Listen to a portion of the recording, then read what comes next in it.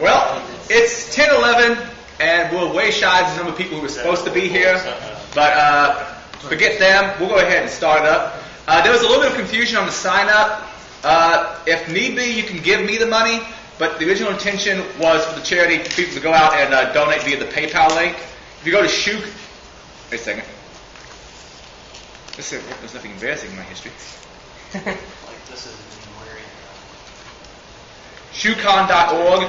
There's actually a little donate link there, and we've been putting this class on for charity. We're just asking people to donate $10 to it.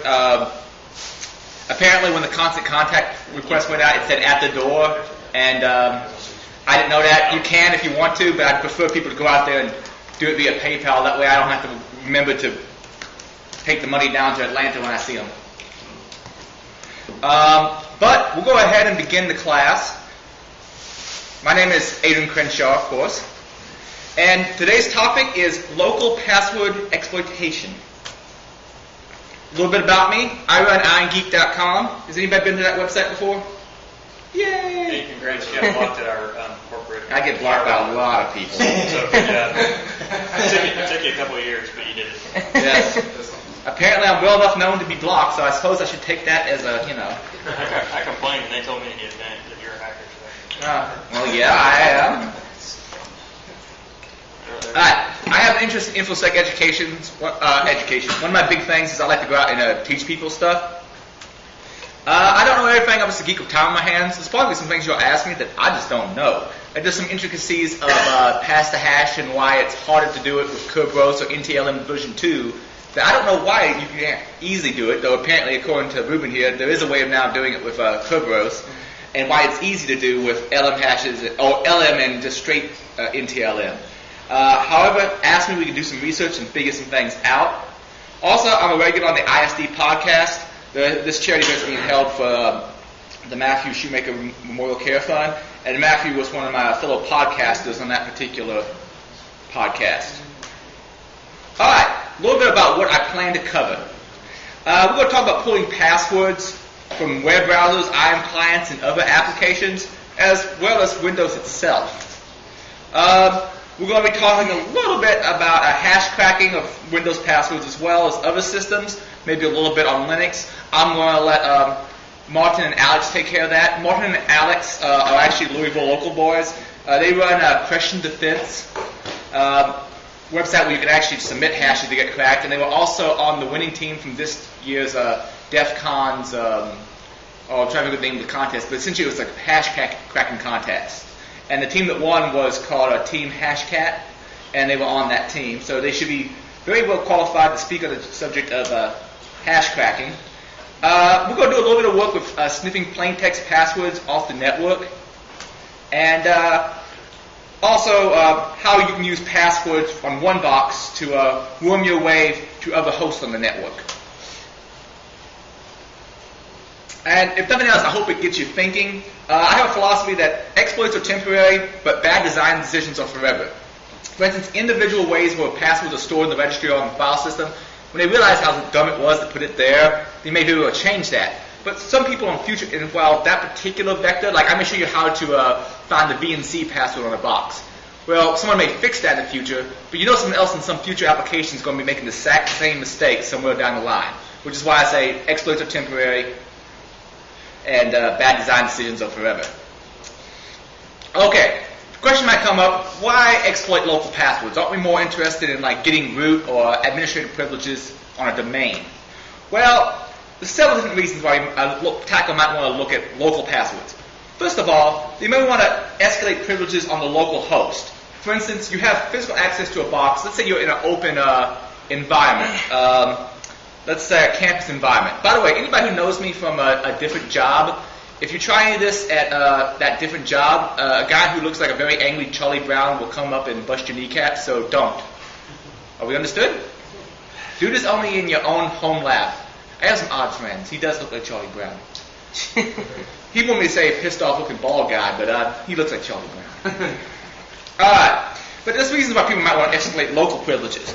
One, they just might want to install games and whatnot, but from a security standpoint, they get access to one local box, and let's say it's a secretary's machine or whatnot, they install a couple of password catchers, then they can get domain privileges. And also, I'm showing a little bit about cracking cached domain credentials. Anybody ever notice how when you log into a Windows box and all of a sudden you lose access to the domain controller, you can still log in? That's because it caches your credentials on the system. Now, those are a little bit harder to crack than straight LM hashes or NTLM hashes, but it can be done. At least on XP. I'm having some problems on Windows 7. We'll get to that details later. So those reasons why people want local passwords, because they can help them get network passwords.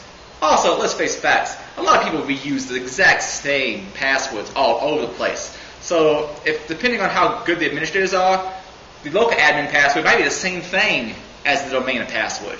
And a lot of people are going to use the same admin administrator password on the Windows box as they do for the root password on the Linux box. It's just human nature to reuse. I was going to say, a lot of the corporations are using single sign-on systems, and so you don't really have any choice. Your password It's all the same on all of them. It is what it is because it's going out to the whatever server, Kerberos or whatever.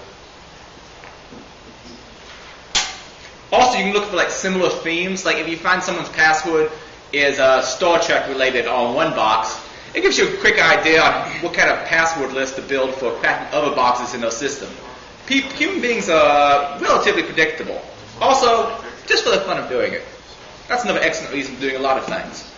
Alright, part of the subject is it's so wide. People have asked me, are you going to be covering this? Are you going to be covering that?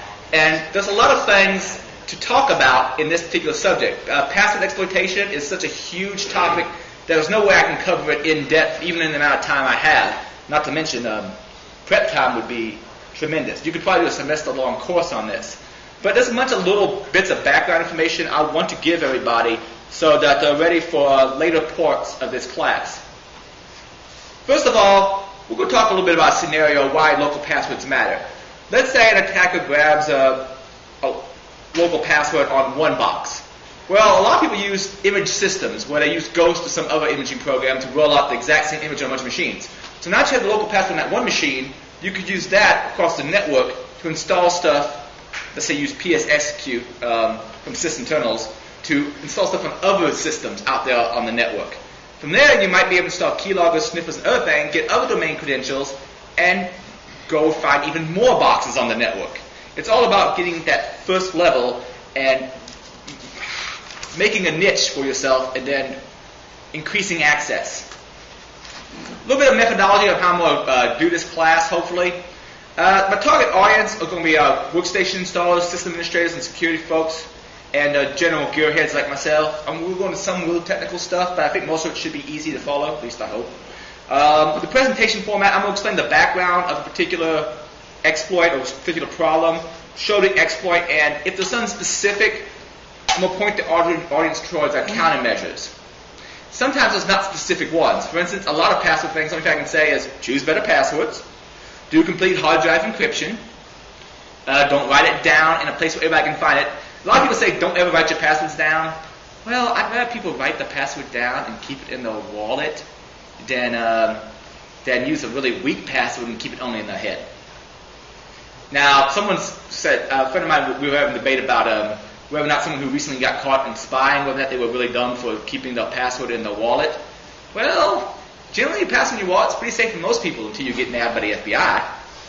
Not that I'm saying anybody here should be worried about nabbed by the FBI, because I don't want to support those kind of people. By the way, I'd like you all to welcome Martin and Alex. These are two of the guys from Team Hashcrack, and also they run Question Defense, and they're going to be doing a section on more in-depth stuff on hash cracking and showing off the Hashcat tool, which I've only played with a little bit so far, but it's freaking fast.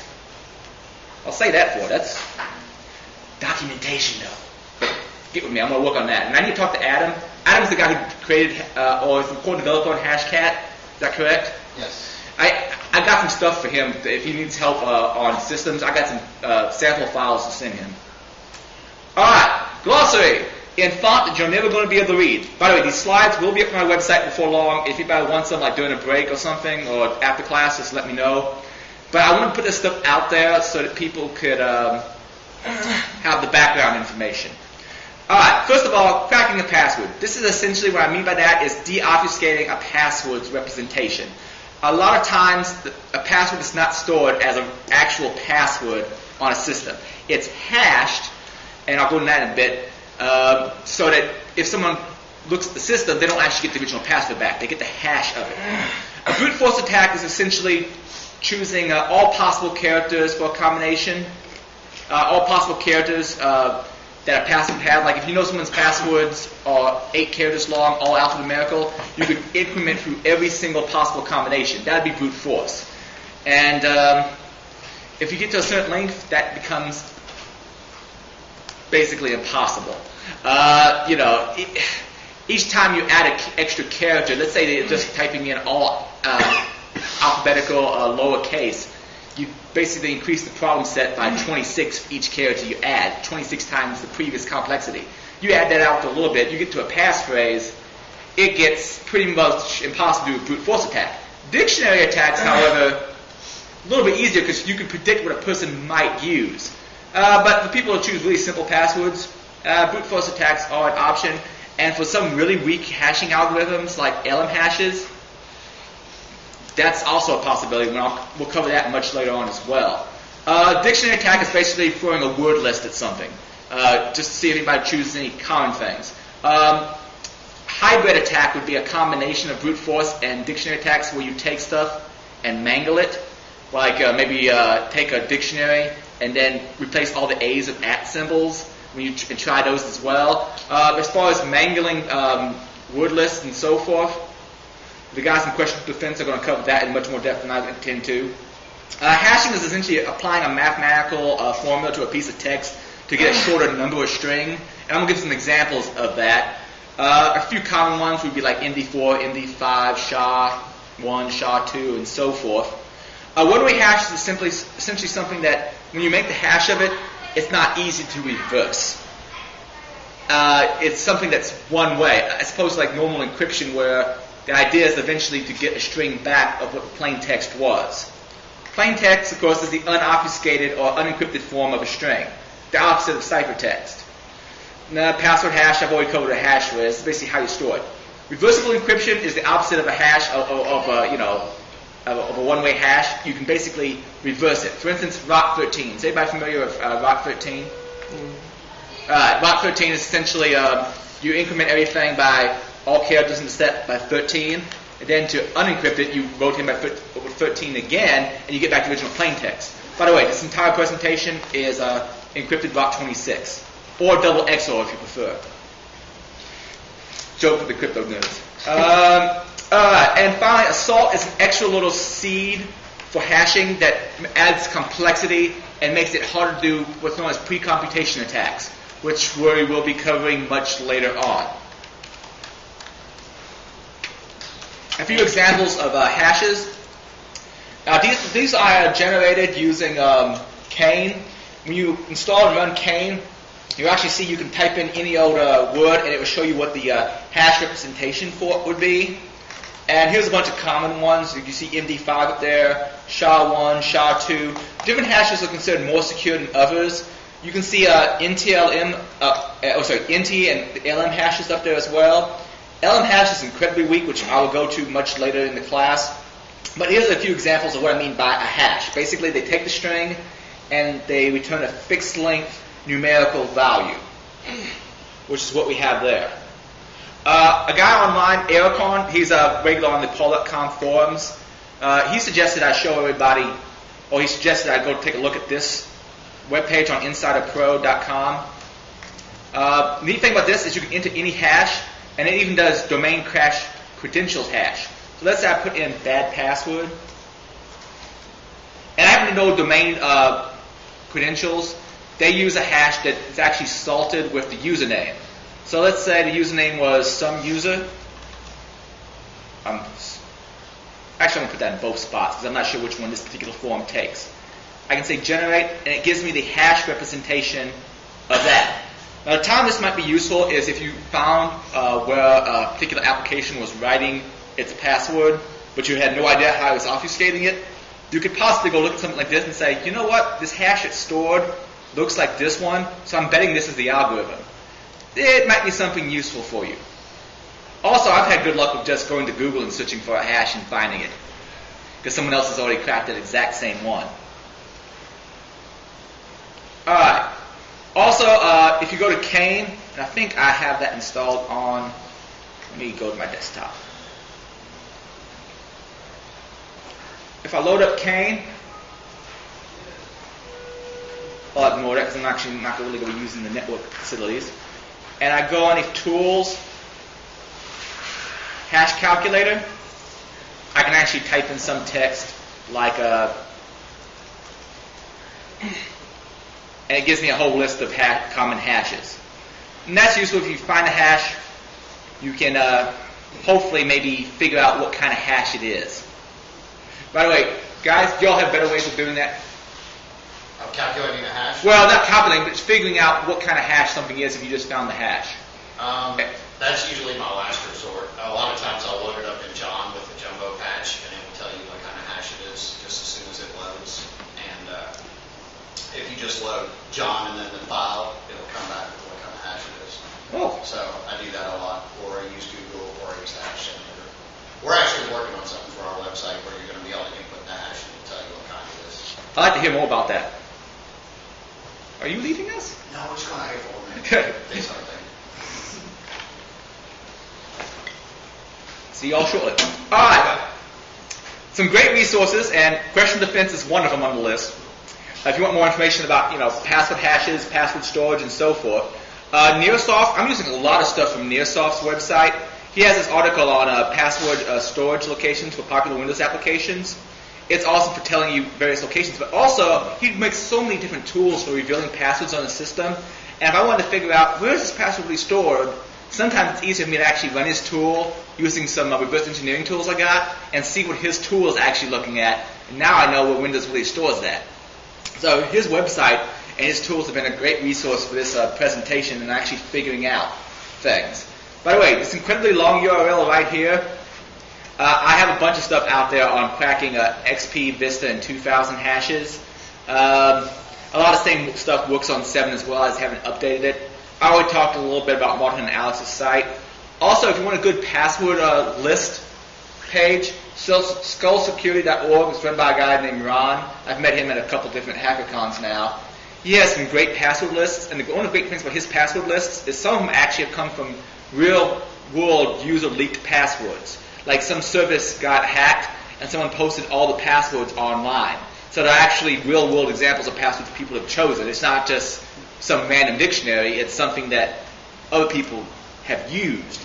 So I think he's also known recently for downloading a ton of open Facebook profiles and collecting information and putting it out there on a big torrent. He was just on Hole.com the last episode. He just talked about his work. So pretty cool. Ah, yeah. Yes. Which podcast? 207 part 2, I think. Hall.com. Paul, H-U-L-L? Paul. Yeah, Paul. Oh, Paul. Okay. Paul. Yeah. Paul Astorian's podcast. Yeah. As far as podcasts to listen to, Paul.com is awesome. Of course, ISD podcast. Exotic Liability I like. Security Now? I'm not so big on Security Now because he has. First of all, I'm tired of hearing the advertisements for his company. And not to mention, sometimes he seems to have the attitude of, well, there's this big problem, here's how you fix it, but we're not going to go into the details of it because we don't want people to use this exploit. No, I want the details. Give me the details. Secure Bit's pretty good. Security Justice. I know some other ones I'm probably missing. I've been listening to Disaster Protocol some now. RFA, Radio Free America, or Radio Free. Wait, sorry. What does RFA stand for? I forgot again. Radio Free America. Yeah. That's dead and gone now. Anyway, the platforms I'm using, most I'm going to be tackling Windows 7, basically because it's what I use the most nowadays. We'll show a little bit about Windows XP as well, but most of the stuff I'm going to show is going to be for Windows 7. It's probably got the largest install base. If I show you anything in Linux, it's going to be either Ubuntu or Backtrack. Martin's actually one of the core Backtrack core developers, so probably a lot of his stuff is going to be done in Backtrack as well. Also, I'm going to show a little bit about Ultimate Boot CD for Windows, which is this really cool way of taking an XP Service Pack 2 or newer CD and from that installer make your own boot CD which runs a cut down version of Windows, so you can run all sorts of Windows tools. off of a boot CD, which I'm going to show a demo of that here in a bit. Alright, assumptions and workarounds. In most cases, these tools and attacks will require physical access to a box.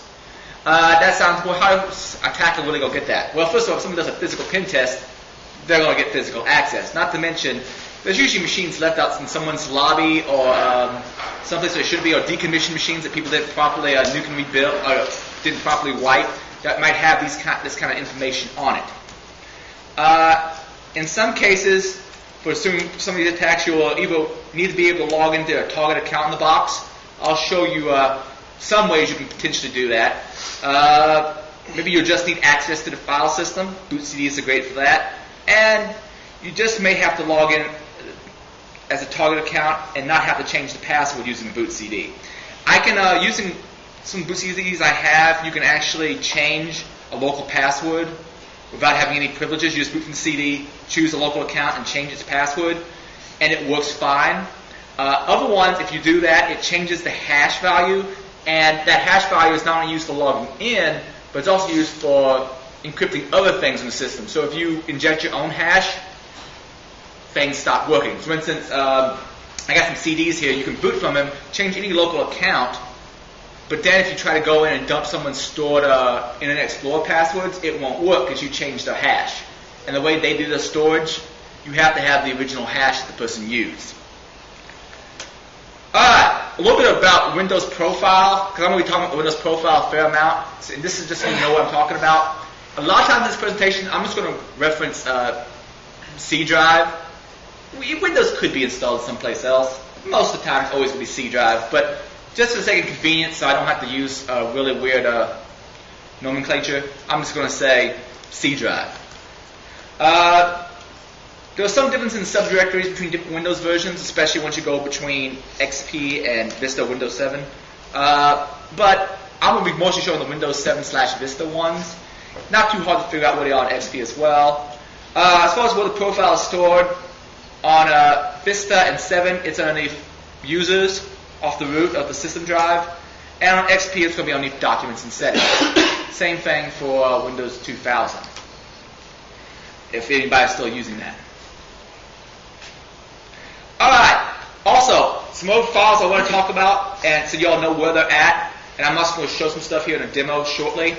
What I like to call the Windows trifecta. If you have access to a box, physical access to its drive, 3 main files you really want to copy off as far as grabbing passwords later on are the SAM, system, and security hives. These are all registry hives stored underneath Windows System 32 config, and they're in this location for XP, Vista, and Windows 7. Grab these files, they will become useful later. I've actually, in that pack I had everybody download, I gave some example files. If you, let me see. I have this Windows 7 config folder. I have the hives from the Windows 7 box. And I also have this XP config folder. These are those same hives from an XP box. We're going to be using them in some later demos so that you don't have to actually copy one off your own system. By the way, some of these tools I sent you all, first of all, your antivirus is going to scream like a little girl. Let's see, also, make sure no one's looking over your shoulder when you run them, because you might actually build some of your own passwords off your box. And so, by extension, don't look at someone else's screen while they're running these tools.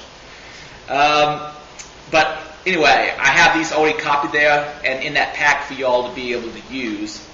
Let me go back. Alright, a little bit of note on antivirus. Like I said, it's going to scream bloody murder. Hi guys. If running anything on the system, if you're trying to run anything on the system that has AV, there's a few options you can do. Either disable real-time protection. I know a lot of people don't necessarily like that idea, but the only thing you can do to keep the tool from instantly getting deleted as soon as you plug in your thumb drive or whatever you're running it from. You can just okay the warnings as they pop up. Some antiviruses are better about this than others for adding exceptions. Some will just start deleting stuff willy-nilly, and it's really hard to tell it to leave Kane alone. Don't bother with it. I've actually had pretty good luck with Microsoft Security Essentials and being able to tell it not to mess with something. But that's an option. Also, if you don't want your tools instantly deleted so you have to go out and download them. Run them off a CD-ROM, or if you want the convenience of carrying a thumb drive around with all these tools, get a U3 thumb drive and modify the CD partition on it to contain your tools. That way they'll read only from the scratch. And then you have your storage you can write to, but you also have the part that looks at the CD, and AV on the local box isn't going to instantly delete your tools as soon as you plug in your thumb drive. So I like that function of U3 by itself. Okay, a few different ways you can get file access to a system. By the way, all this stuff is foundational material. We all will get to the live demos eventually, but I at least want to mention these things before I continue on. You can pull the drive out and start extracting files. Like you can pull the drive out, pop it into another box, assuming it's not fully encrypted. You can go into Windows System 32 config and copy out those SAN system and security files. You can use a boot CD, which I'm going to be showing here in a bit. And anybody really wants to try, Windows. Alright, here's the deal with the boot CDs. I point everybody towards the Backtrack CD because you all can download it for yourself.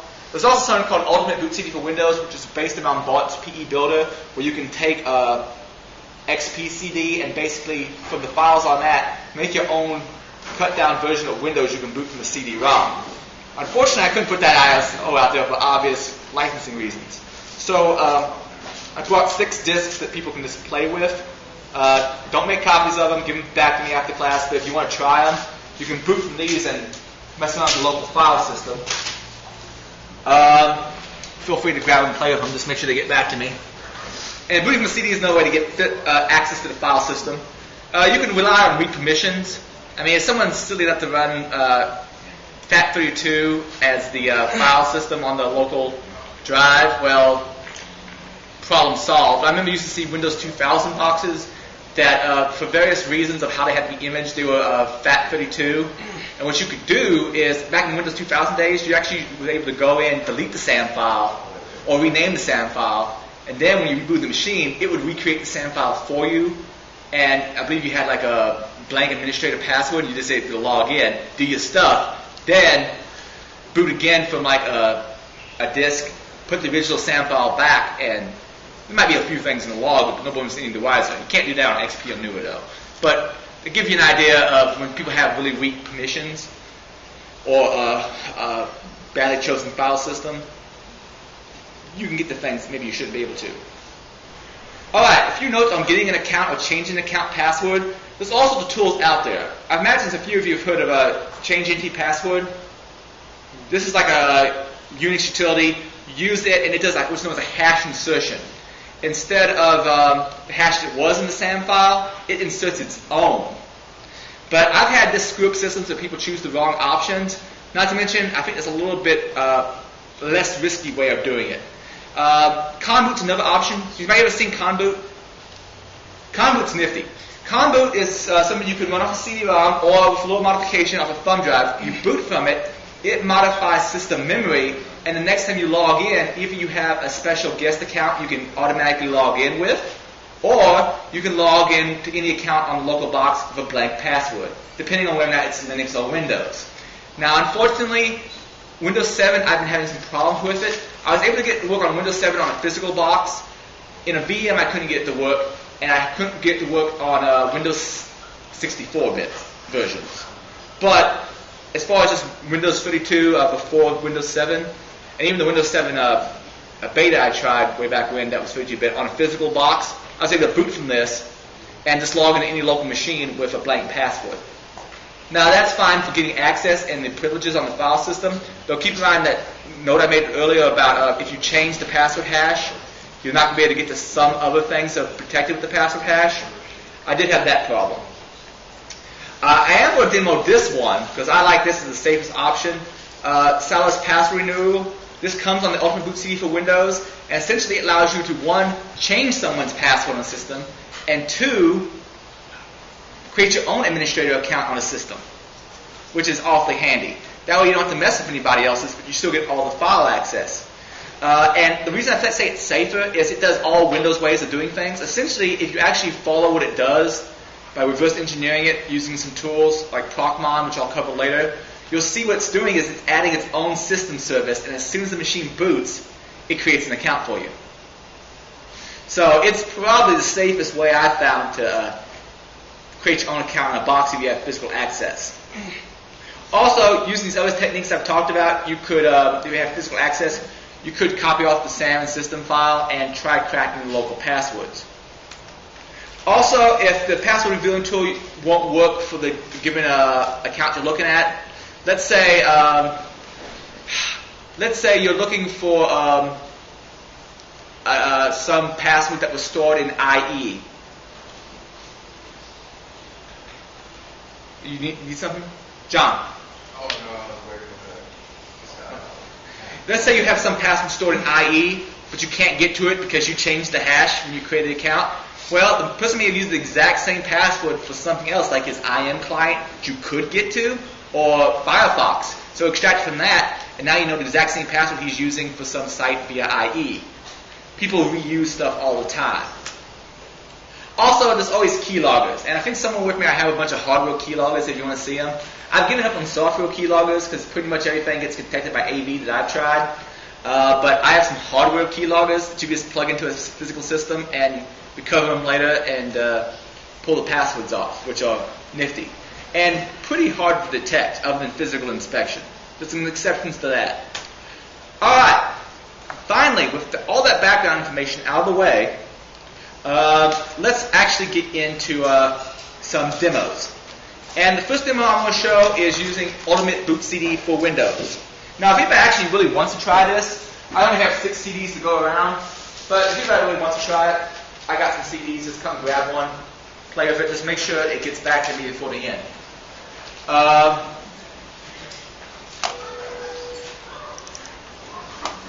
it the same version as the free download? For the free version, or is that a full version? Well, all the versions are free for Ultimate Boot CD for Windows. That's what I thought. Okay. Now, I've modified this one slightly. Like, I put my own logo in the background and I added a bunch of tools. Hey, Adrian. Yes. Does Ultimate Boot CD 4 actually have Windows Gate still?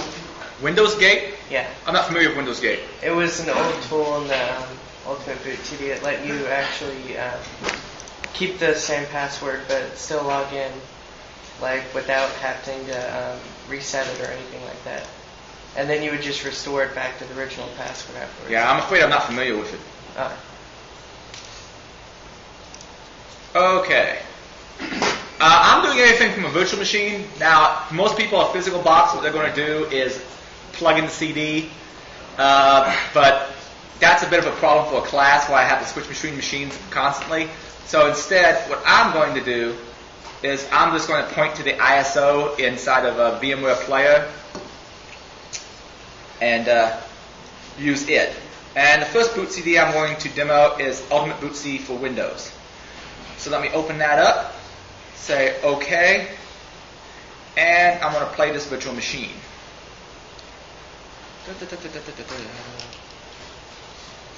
And see, I think it's escape the boot menu options, boot CD. Ultimate Boot CD for Windows is awesome. Unfortunately, you can't download a complete version for free because of, well, you have to use a Windows CD and all that stuff's licensed to Microsoft. But you can download the builder for free, and if you have an XP CD laying around, you can use it, grab the files off of it, and build a complete bootable CD. You see it already comes with a bunch of extra stuff like Derek's boot and nuke, which is nice for nuking rebuilding, for totally wiping a system, with some exceptions. Scott Molden told me about some exceptions where Derek's boot and nuke doesn't really get everything. Nodes, I'm trying to think of the terminology. Sectors marked as bad don't get wiped. Oh, right. So it's possible if you use some other low-level tools to find those bad sectors that aren't wiped and possibly pull out some information. And there's other tools that are actually built into the ATA specs since, I guess, the early 2000s, maybe the late 90s, that can actually do a low-level wipe of even those. But a lot of people lock that out in the BIOS. It's a long story. Watch my video on anti-forensics. But there's some other tools in here as well, tests. But we're going to use Ultimate Boot CD for Windows, and just going to boot the normal one. And I think I'm going to, let's make this full screen so it's easier to see. And I'm going to check on something while this is booting. Since this takes a little bit of time, now is a good time to ask any questions you feel like asking. Also, by the way, a few things. If you want CPEs, make sure you sign in. Also, the invite is not, some people said pay at the door. I prefer people to pay at via PayPal, but I will take money at the door and take it to the guys at the charity when I see them down in Atlanta in a couple of weeks. But if you go to shoecon.org, you can, I think it's shoecon.org, you can actually go to the PayPal link there. Alright, as you can see, it's booting up a cut-down version of XP, and this takes a little bit of time. Do we have any questions while I'm standing here waiting for a blue line to cross the screen? When you first boot up Ultimate Boot CT, it's got a NT password renew tool in there. Is that the one you were talking about earlier? Oh, I need to go look at that one again. That might very well be. It might very well be the exact same one, but the one I used to use, it does a hash insertion, and it does its own file system access, and it makes me a little paranoid. And I've seen it screw up boxes when people choose just the wrong option. Sal's password renew, I haven't ever had a problem with. Yeah, that offline NT password region is not very intuitive. So I like Sal's tool. Sal's tool takes a few, pardon me, a little bit of getting used to as well, but we'll work with it. Ruben, can you still see my beautiful mug in that camera? What? Yeah, you're still there. All this will be online later on for those people who were tardy and came late.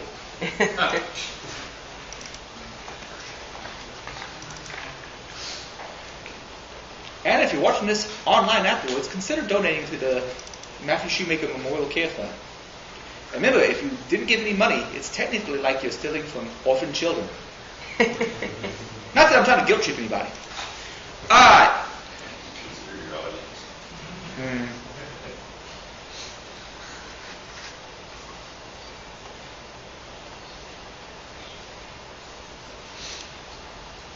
Come on, do your thing, do your thing.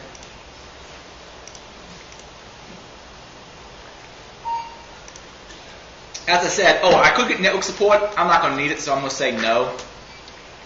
I've done a few modifications. Everybody know what this is down here? Molecules. It's a molecule. What kind of molecule is it? Caffeine. Yes, who said caffeine? Good man.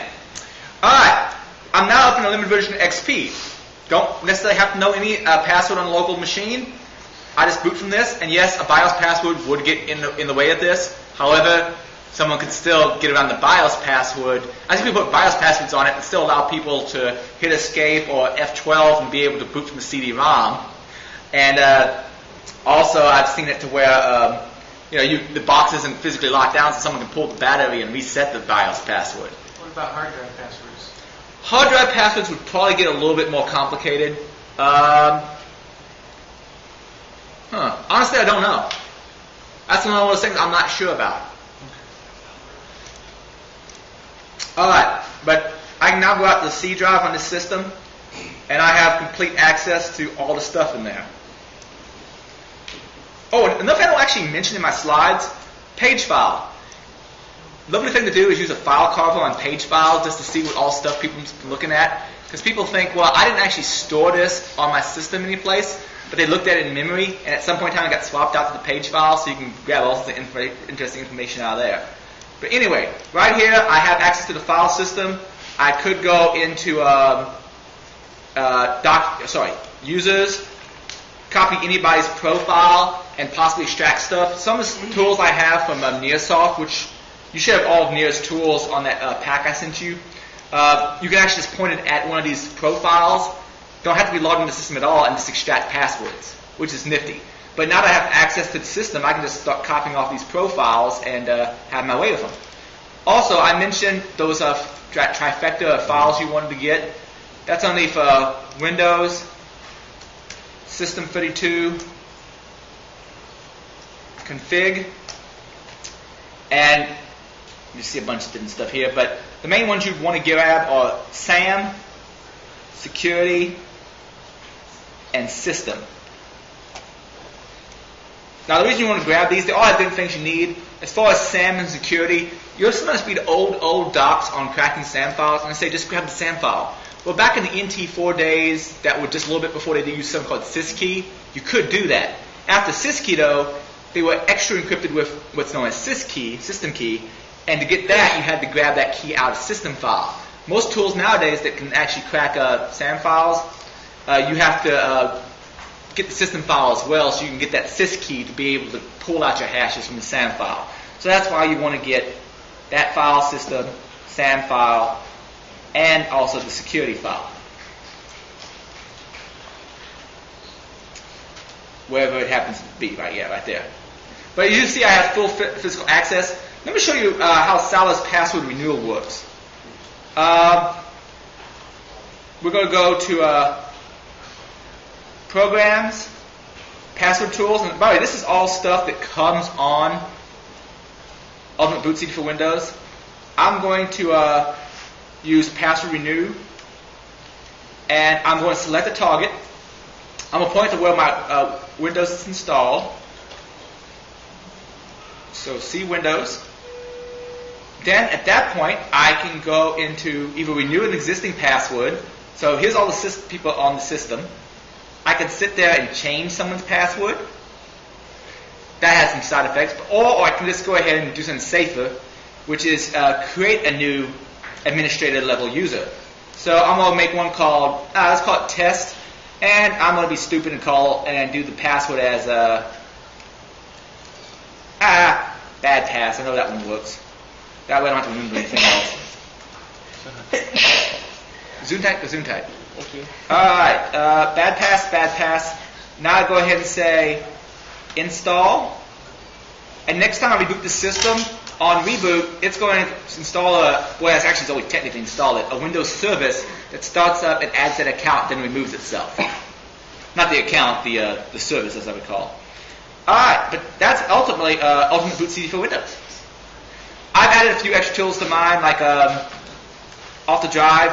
You can add extra plugins, like there's plugins out there for like adding Ghost or other tools, which are nifty.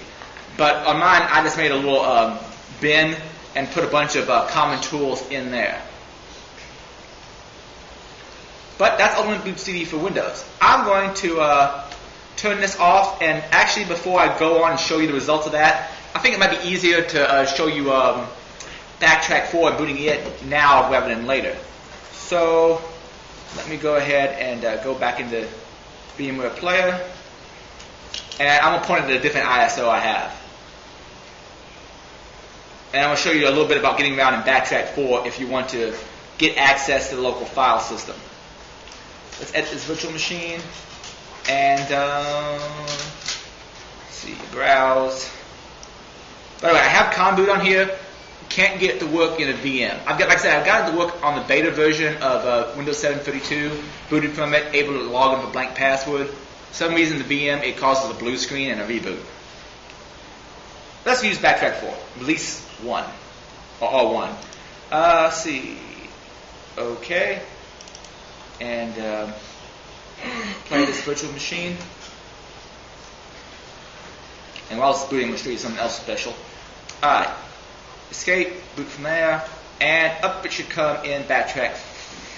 Oh, actually, I just recalled something. I'm going to have to do something a little different. Let's see. Power off. I just recalled something I have to do to make this actually work. A bunch of weird things about VMware. I don't know how many people notice, but a VMX file is essentially just a text file. Well, to get it actually to work with backtrack 4, if I'm going to use this ISO and have the mouse work, I actually have to change guest OS to something else. So I'm going to change guest OS to Ubuntu. Probably another Linux distribution will work just as well, but this will allow backtrack 4 to be able to boot and be able to still be able to use the mouse. Like I said, in a real scenario, you'd be using a CD, but for purposes of the class, me rebooting this machine with a CD every time, getting back into PowerPoint and anything else would be pain. Also, a few other interesting modifications I made to my VMX file that I haven't seen in the GUI, but are very useful. There's actually a boot wait option in here someplace or another, where I essentially tell it to wait. Oh, here it is. BIOS boot delay. Wait 60 seconds. By default, when you create a VM, it goes so fast you almost never get a chance to get into its BIOS or be able to choose a boot CD. So I made my boot delay 60 seconds, and it gives me an option to do that, which is why I have that set. But now that I've made these little changes, I'm going to save it out. By the way, I'm using a Notepad++. It just happens to be my preferred text editor for those that want to try to hit me with a 0 day later on. Yeah, it's had problems before. I still like it. All right, now let's try this again.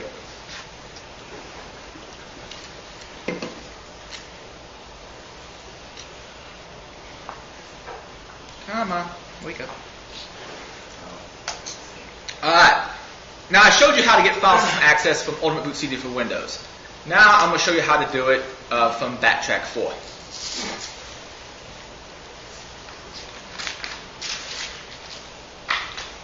Essentially what I'm going to show you to do is, from Linux, mount your local C drive and get into the SAM system file and dump some hashes. We're going to use samdump2 for that. Does anybody have any questions while we're waiting for things to boot? I used to complain that I spent most of my life watching blue line across the screen, but Windows Vista and Windows 7 changed all that. Now I'm waiting for a green line to cross the screen. Such is the way of things sometimes.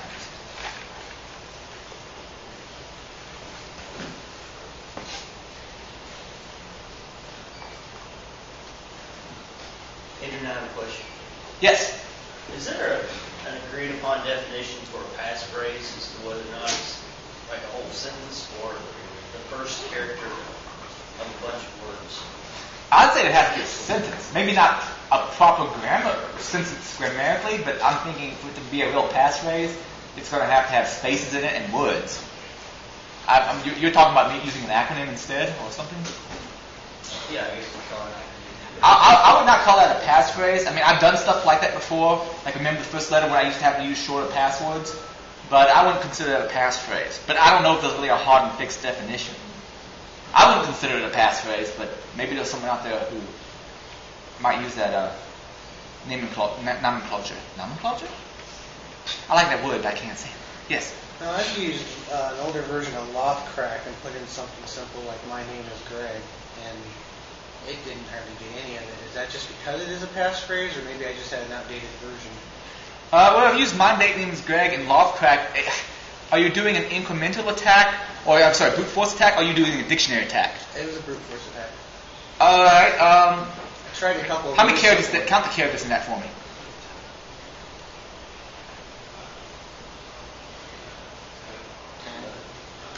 Okay, that's under 14, so you should have had an LM hash stored. I'll go into that details in a bit. That I would have thought it would have cracked. Yeah, I seem to have problems anytime with passwords I use spaces. Was space in the list of I characters? actually had my name, space, name, space. Yes, but was space in the list of things it was going to, in its character set, it was brute forcing through? In other words, if it was just doing all alphanumerical, but no spaces, then it would never get that because it's space. Okay, so See what I'm you saying? think it skips space? Well, it might, depending on what character set you told it to use. Probably the default.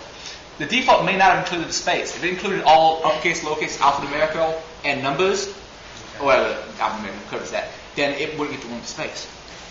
Okay. But honestly, it's been so long since I've used Loftcrack. Yeah, it didn't even get all of my name. It's been so long since I used Loftcrack, I really can't honestly tell you. All right, we finally all booted up. By the way, not related to this class, but so many people start up a Backtrack and say, "Why don't I have network support?"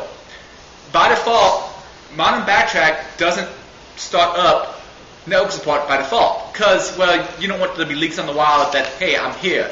If you don't need network access, there's no reason to have you get announced in the like the DHCP server's logs. So if you really want to start networking, go to the Etsy init.d/networking and just say start. And it goes through all the common adapter names and tries to get an IP address. And I could actually go out and get on the network right now if I really, really wanted to. Like you'll see if I do an ifconfig, I got an IP address. I'm not actually going to use it. By the way, for the samdump stuff I'm going to use, I don't actually have to get into a GUI, but I'm going to anyway. just because it might be an easy way to show you all the different tools that Backtrack 4 comes with. Later on, Martin and Alex will be talking a little bit about Hashcat, and Hashcat does come on Backtrack 4. They also have a ton of dictionaries. But if you go underneath the Backtrack menu, by the way, if you have a problem with it actually, the mouse not being where you want it to be, sometimes it's best to actually click on a menu system. For instance, if I go in here into privilege escalation, then try to go to password attacks, notice how it instantly brings up that big menu I don't want. Just click privilege escalation, make it hold, then click password attacks, then click, let's say, offline attacks. By the way, there's that change into password I mentioned earlier. But you can see all the different online attacks we got. There's a ton of different things. I'm going to be using samdump 2. Now, samdump 2, this gives you the basic syntax, but I haven't actually mounted any drives yet. Let's go ahead and actually mount a drive, and yes, I'm a lamer. I made myself some notes. Because it's real easy to forget exactly what it is you want to type. Alright, I'm doing fdis-l just to see what all volumes are out there. Well, I see one out there, SDA1. It's thinking it's a serial a serial ATA device. And I see that it's most likely an NTFS petition. Well, that looks like a likely candidate for my C drive. That's probably the one I'm going to want to use. Well, the next command we want to do is, let's make a place we can mount it. mkdir, and we'll make a directory inside of media called SDA1. That's arbitrary. I'm sorry. That's kind of arbitrary. I can name it something else if I really want to, like C drive. Next, I'm going to mount this bad boy. I'll use the mount command. I'm going to point it at the device. By the way, underneath the dev directory, that's where you see all your actual devices. In Unix-like operating systems, almost everything, including devices, are represented as files or directories. Technically, I guess directory is a file in the Unix file system. I'm sure there's some Unix guys that might get a little bit bent saying, well, it's kind of, sort of. But anyway, I got to point it towards the right device. In this case, I know it already because of my fdis command that it was SDA1. And just in case, let's see, I wanted to mount that, and I want to mount it on media SDA1. So essentially, this first part is the device I want to mount. The second part is where I want to mount it in my current file system. And depending on how nicely I shut it down, if I was to just hit enter right now, it'd probably work because I've safely unmounted my NTFS volume the last time I used it. However, sometimes people might just power off and it'll give me an error message if I hit enter right now. I might have to use O-force.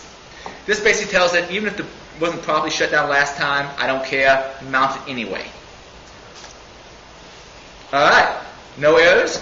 Now, if I was to actually go into that particular directory, I should be able to do my thing. If I was to point to it, let's say, well, let's just go ahead and use samdump right now from where we're at. We're going to use samdump 2, and we're going to point it towards the files we wish to use. I mounted underneath media. By the way, I'm using tab for auto-completion just because it's simpler than typing everything out. SDA1. I'm going to hit tab again, and you see there's a listing of everything that's inside that folder. I have the C drive mounted, and I'm ready to do my stuff. Let's go ahead and go underneath Windows. By the way, I have to be case sensitive here. Windows, System 32, config,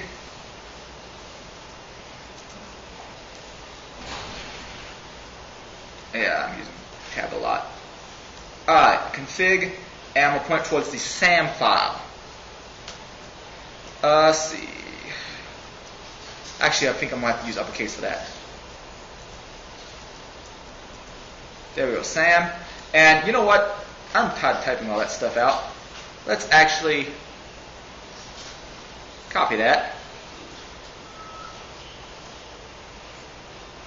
Paste.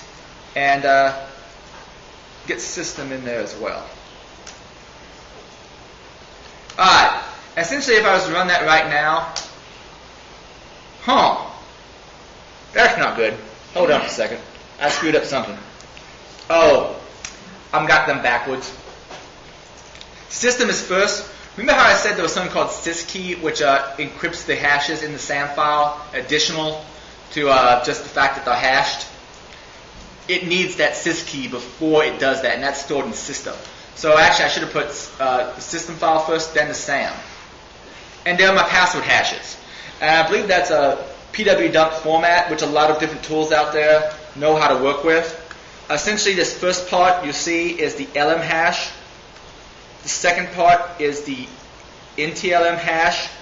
And you'll notice on a lot of these, it's the exact same first part for the LM hash. That's because I don't actually have an LM hash storage.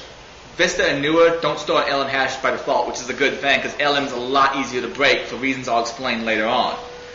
These hashes we might need later on. If I want to type this into a file, I can just use a greater than symbol and pipe it to some file like a test.txt. And then I have that file there.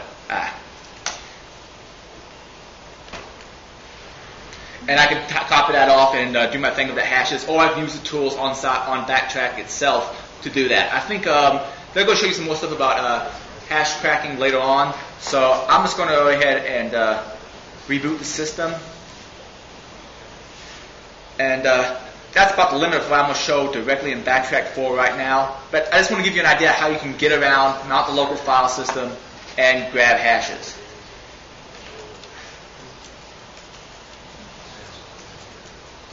I'm going to do a shutdown -R now and reboot the system.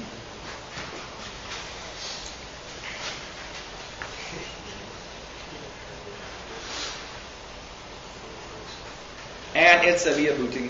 And how about, since we have to wait for this thing to reboot anyway before I can actually show you the results, how about we take like a 10-minute break? Does that sound good to everybody?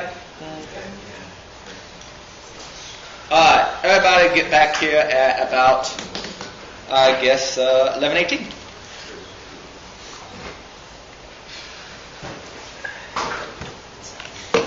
You ever see a tool called Infinite Password Generator?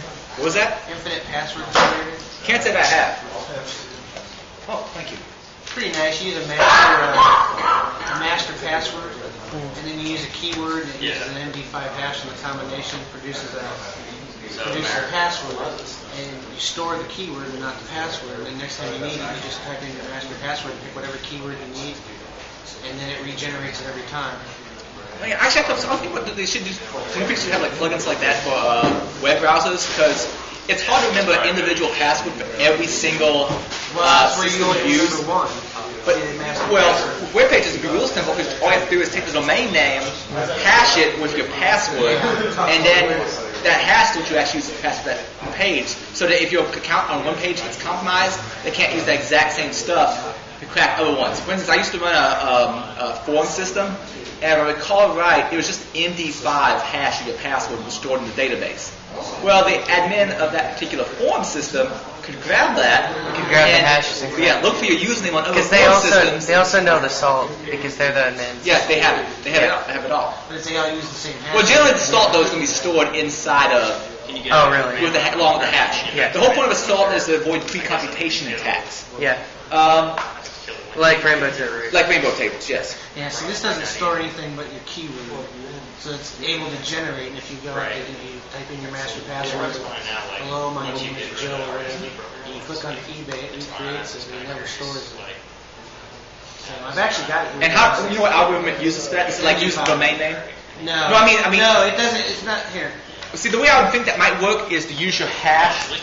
How do this way? Like concatenate your domain name with your password, then generate a hash. That's not going to be the same hash as your password by itself. And that would ensure that you have a slightly different password on a majorly different password on every single resource you use. You say your master password. Yeah. I'm going to check out some of these.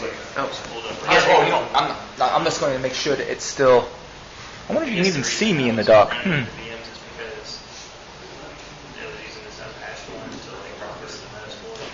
So we kind of have it all at once. If you ever see that thing actually stop, let me know. Okay.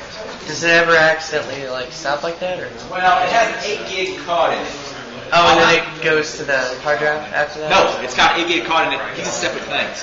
Here's the way this all works. I use AVI Sync after the fact to combine that video with that video. Oh, okay, I see that. Cool. Oh, so I need. So this is your password. You're going to that and you guys install it.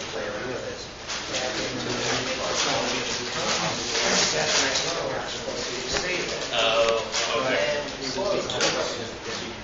Next time you go,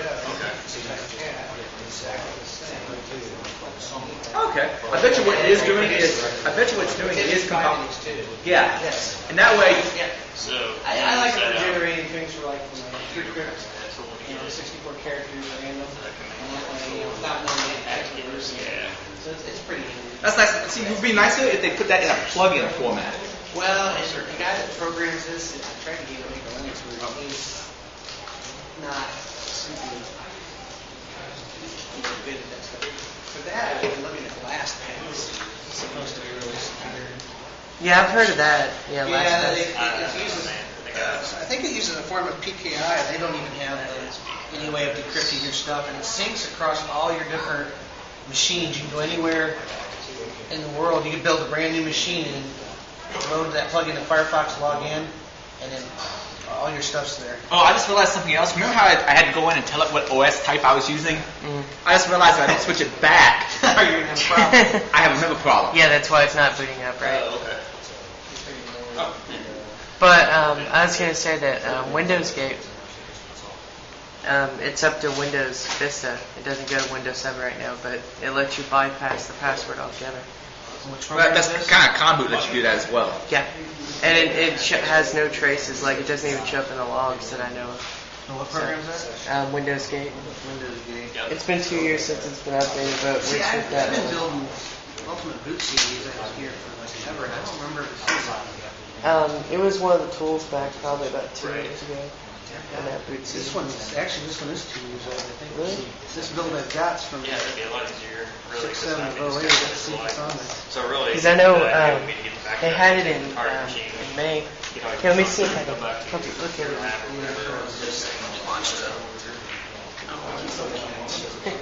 Yeah. By the way, you may also notice when I had my hashes up that I dumped via Backtrack 4, that test account I created wasn't in there. That's because that test account doesn't exist yet until the machine boots for the first time. Yeah.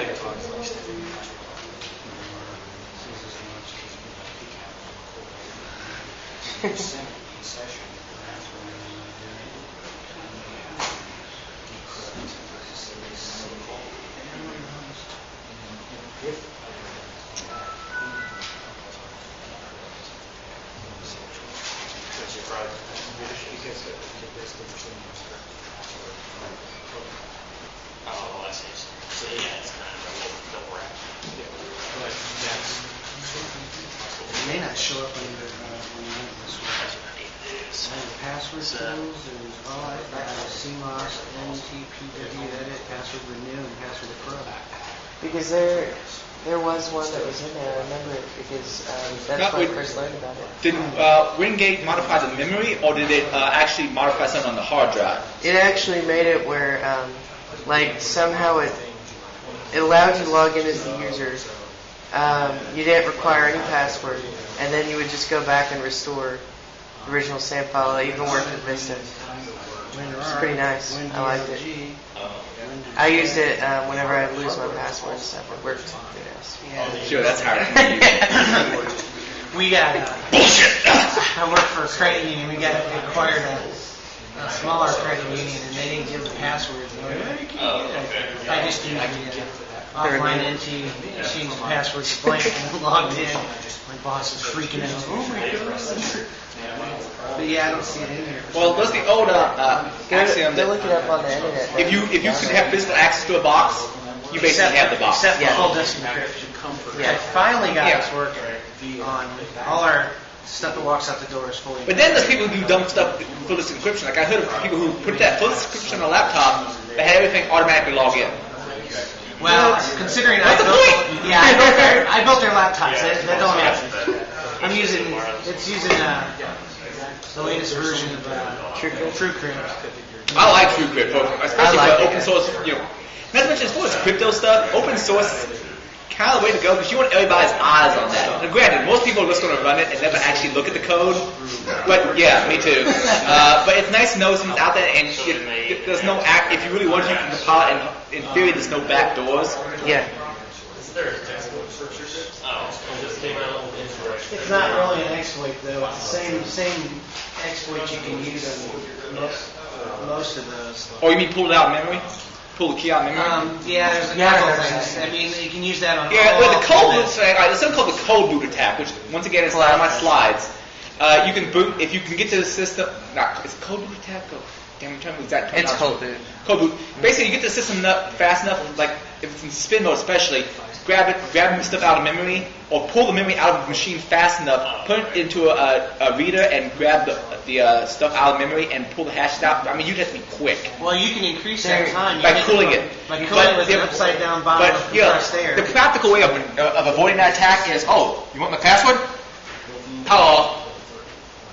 Yeah. That's my defense mechanism against that. Windows Gate 1.1. Let's see what we get. Yeah, it goes for Windows. It's under 9/11 CD's got it. Let's go to the cop. Huh? Oh. Not sure, you look like a cop. What's it? I was going to say, you look like a cop. Not there's anything wrong with that, I'm just saying. What? Oh, okay. Cap file for it. Yeah. If you can install the cap file, you can use it. Oh my god, this is so. It's the shaped head. This is a small CD. I've got one that's almost completely full on MTZ. What's that? I've got. I don't do I have one small one. I have a regular Bart one too that I use for when I have. Go ahead and ask. This one is really small. Speak loud, I can't hear you. Oh, you're on Southern. Okay. It allows you to actually bypass passwords without changing the and really. It leaves really good passwords. Like if you restore it, it looks just like the original. You need to change the password, all you do is just bypass it. A lot of files are Windows files. I don't know if you're going to be able to get download this where it points to. I don't think it.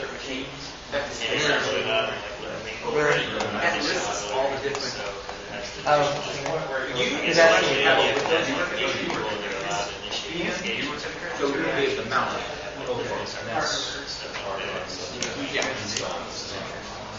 And see, and that's because I was using ISO and some of my I do have some of the command function. I do have that laid on the slide. I'm assuming that's just straight back to that core being. Yeah, we don't. Yeah, you won't be able to do that from that particular one. You know, if you want to mount it, make sure it's mounted. Yeah, it's and then download the app that they have. I'll have to go out and look at the commands. But yeah, I've got boot CDs from them back, and they've got a Windows 7 and a Vista version of the Exploitation CD, but it's all right. We're gonna start back up. I see Johnny Boy in here, but all right. Just to show that I wasn't lying to you, I'm gonna hit Control Delete. Actually, no, that's what I'm doing that. Switch user, some other user, and I created an account called Test with, as I would call, Bad Pass as my password. I'm now logged in as an administrator account. All I needed was unrestricted file system access. Are you sure?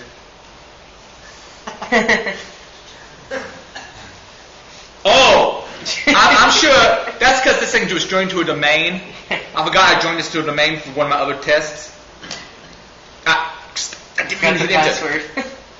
Hold up.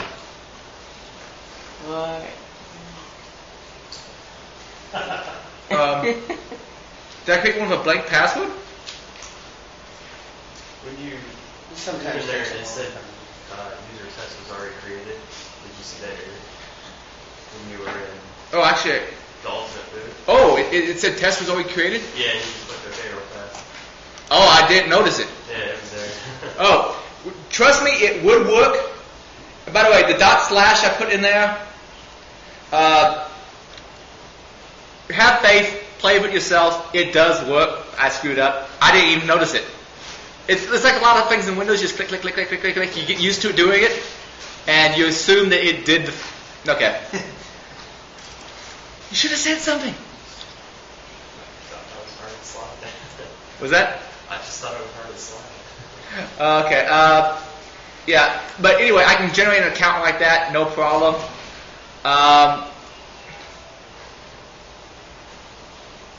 That part where I had to put in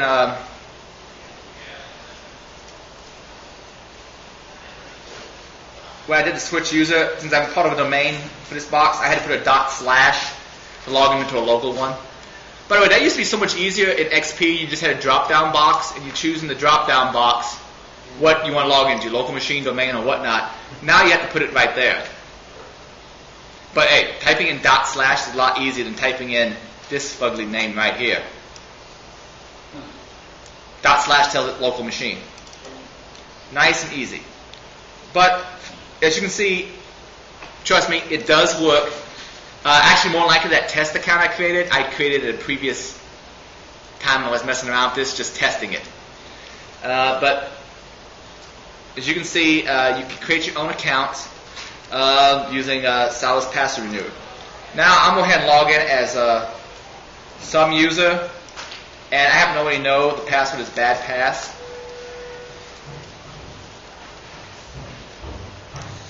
And I'm going to be using this particular account for most of the rest of the presentation. But that's a quick demo of boot cities and so forth. And yeah, the Ultimate Boot City is really nifty, and I pretty much always had Salus Password Renew work. I can't really think of a time I haven't had it work. Unless, of course, you had something like, full hard drive encryption, in which case, yeah, you're kind of out of luck. Alright, next let's talk a little bit about browser passwords. Browser passwords are awesome. They're stored in different places depending on what browser. I'm going to talk mostly about Firefox and IE, but they all have similar problems. In Firefox, essentially they're stored in a bunch of little SQLite databases, and my understanding directly, it's inside of sign-on SQLite, but the key to actually unencrypt them out of there is here. I think there might be a master password you can set so that it doesn't automatically get stored like that, but most people are going to take all the defaults. Internet Explorer, it depends on what version.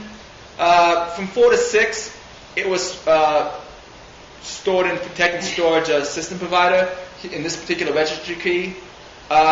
Once again, in obfuscated form, but you could pull the key out of memory. In Windows 7, it's actually stored in HKey, current user, software, Microsoft, Internet Explorer, IntelliForm Storage 2. However, going out there looking at it manually and looking at those files and trying to deobfuscate it, it's a pain. So it's a lot easier to use someone else's tools. By the way, in Windows 7, if you're talking about in IE7, not Windows 7, IE7, different passwords are stored in different places. Autocomplete are stored in this particular registry key. However, other types of passwords, like let's say HTTP passwords, are stored in this particular directory. And during the wireless part, we're actually probably going to cover that. I'm not actually cracking wireless hashes, I'm just showing where they're stored in the local system. Alright, a few great apps for extracting passwords. If you're talking about one of the older versions of IE, there's Protected Storage Passview from Nearsoft. There's also Password Fox for Firefox, of course. IE Passview if you want to be working on newer versions of IE that don't store them in the protected storage area, and also Chrome Pass. And I think he also has a version out there for Opera. So I mean, pretty much all your bases as far as web browsers are covered by Near. Let's demo some of these. Let's show off Kane, Password Fox, and IE Passview. Let me switch back to my, VM. Make this go back to full screen. And let's show off Kane first. Kane has so many different things for doing all sorts of stuff. Not only network level sniffing, but also like pulling stuff off the local system. Just a ton of different attacks. But unfortunately, it jams so many things in the one little GUI interface that it's sometimes hard to find your way around it. But let's go ahead and dump some things. For some IE passwords, we'd actually have to go into protected storage and dump those. Now, I'm using a much newer version of IE, so we're not going to get anything there. If I go into IE7 passwords and click the plus sign to dump those, you see that I have a Google account, and the password is password with a funky spelling. And the username is someuserig. I could do this for a few other different types of resources as well. But that shows you a simple way of dumping a couple of these passwords using Kane. Also, I have the option to do much the same thing in Nearest Tools. Underneath Tools, Near Tools, I have a couple of different odds and ends. Like I have IE PassView, same information. Also, I like Nearest Tools as far as being able to save out items. And, let's go to PassFox. If you really want to, those locations I pointed to in the slides, you can go look at them manually, but unless you're actually trying to develop your own tool, it may not be a whole lot of point. And you see there's a different site here, bad password as the password.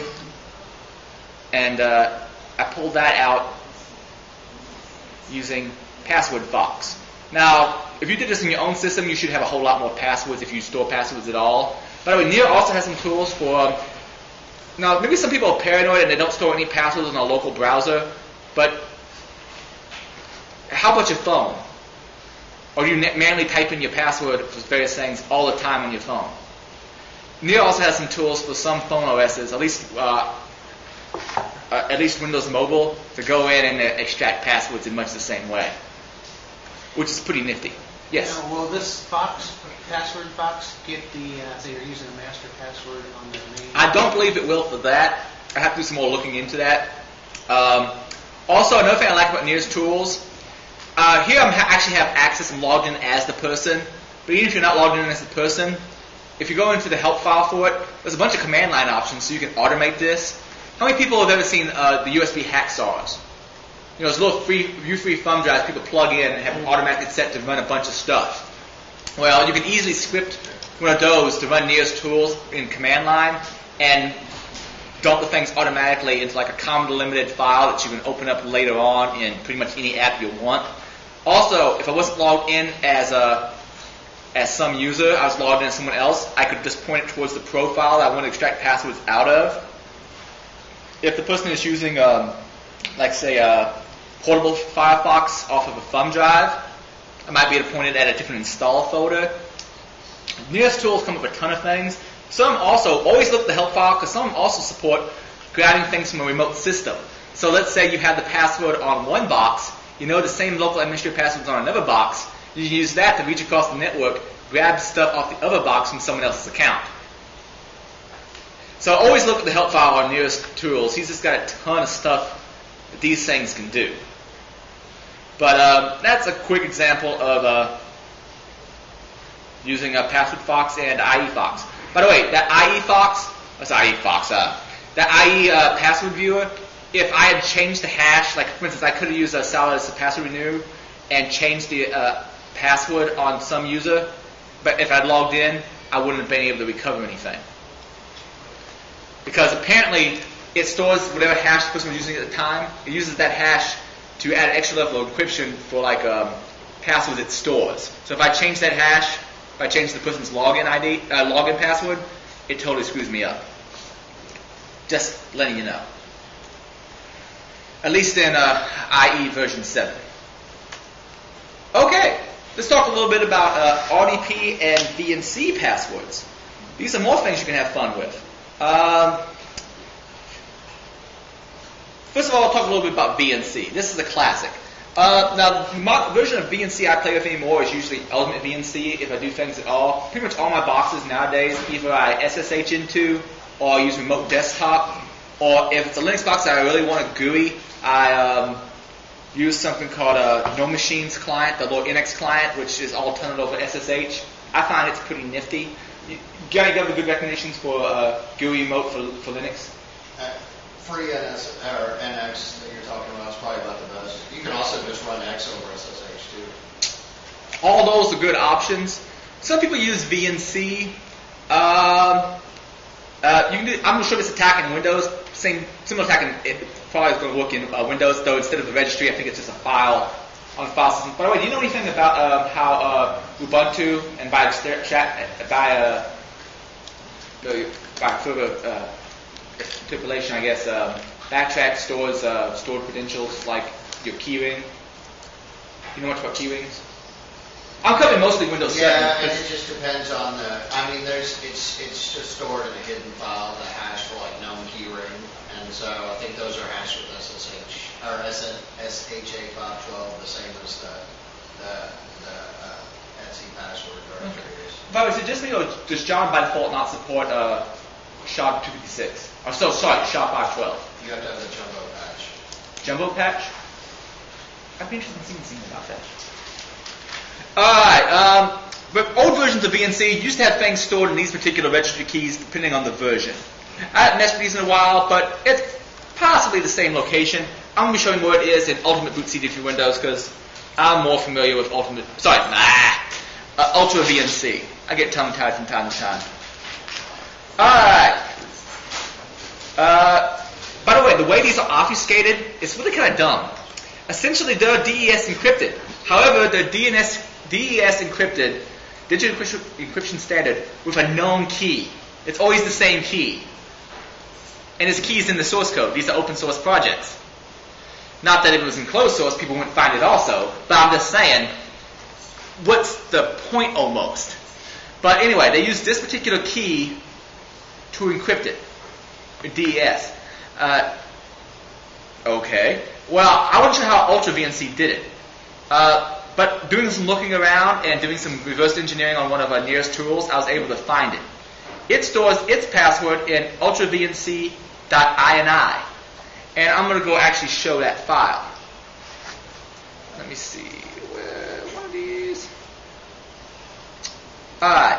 If I go into C, Program Files, ultravnc,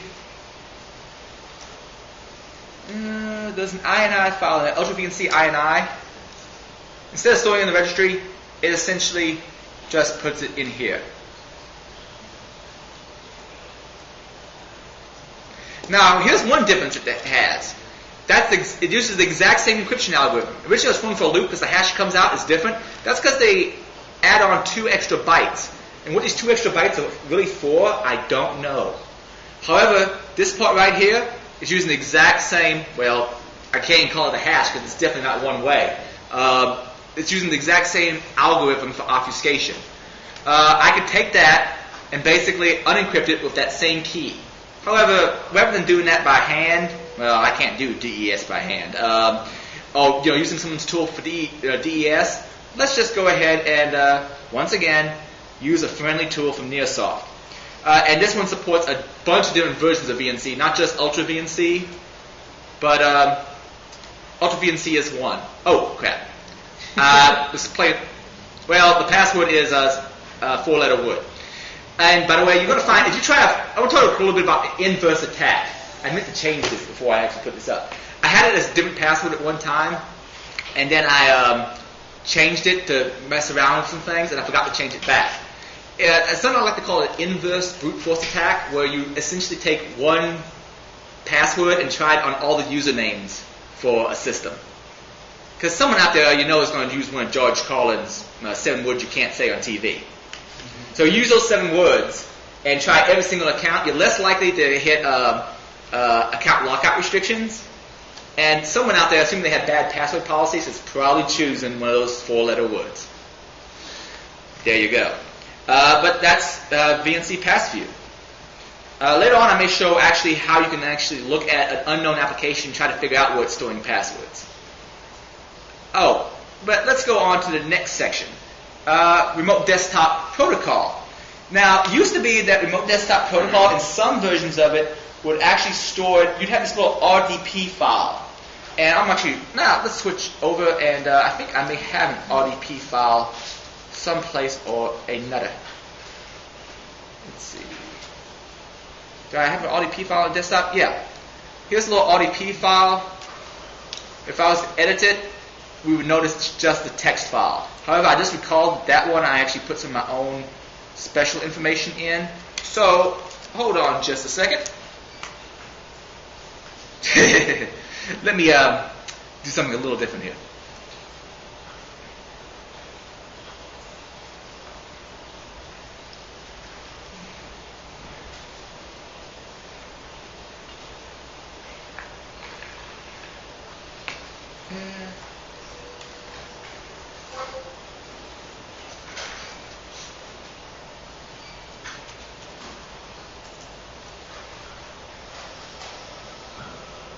Alright, so let me plug this back in. Ruben, would you be so kind to look at that and see if it's still tracking? Yeah, it's up. It's up? Yeah, I see your Windows Explorer and stuff on there. Alright. There you go. And is the size okay, or does it have a bunch of... Looks good to me. Okay. Sorry about this. I want the at-home viewers to be able... Still okay? Yeah. Alright. Essentially, if you open up that RDP file, I just opened it up in Notepad. You'll see it's just a text file. Used to be the password would be stored in this. Newer versions of Remote Desktop Protocol's client don't do that. Go figure. They actually store it in the same place that network credentials, which I'm going to talk about later, are shown. There's actually, luckily, a tool for that. There's a few tools that NEO releases. If you do have an RDP file that's one of the older formats, you can either use RDP PassView, and I just revealed more than I should have. But that doesn't seem to actually pull it out. There's also a tool like that built into Kane. But like I said before, it's not going to work for our purposes here. However, if I use the network pass,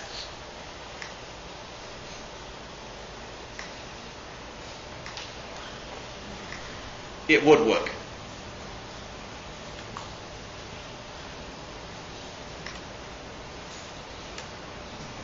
Because it's stored in the same place that stored network credentials get stored. And I'll talk a little bit about them later on. So you can easily pull out RDP passwords as well using these tools like NetPass or RDP. I'm trying to remember the exact name he uses. Yeah, RDPV. Alright.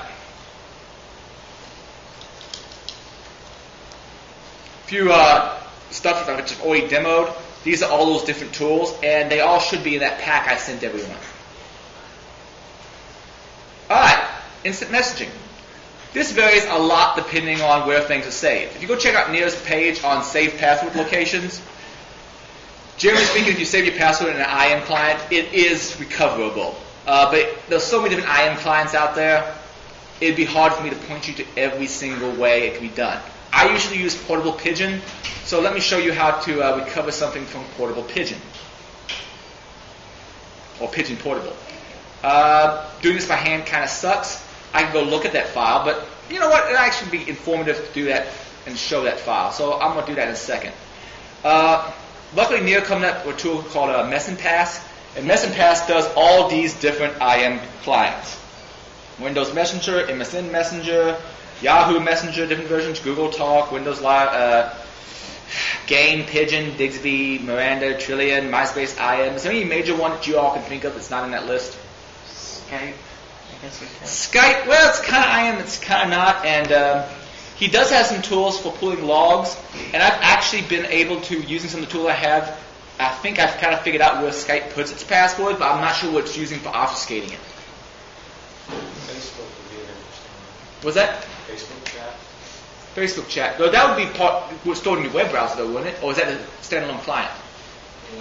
Yeah, because the client's web, there's no standalone client. It's just part of the web app. I So, think there are some standalone clients. oh, there are? Okay. Well, those standalone clients then might have a way of recovering it. Otherwise, you're just talking about recovering your Facebook password, which would be recoverable via,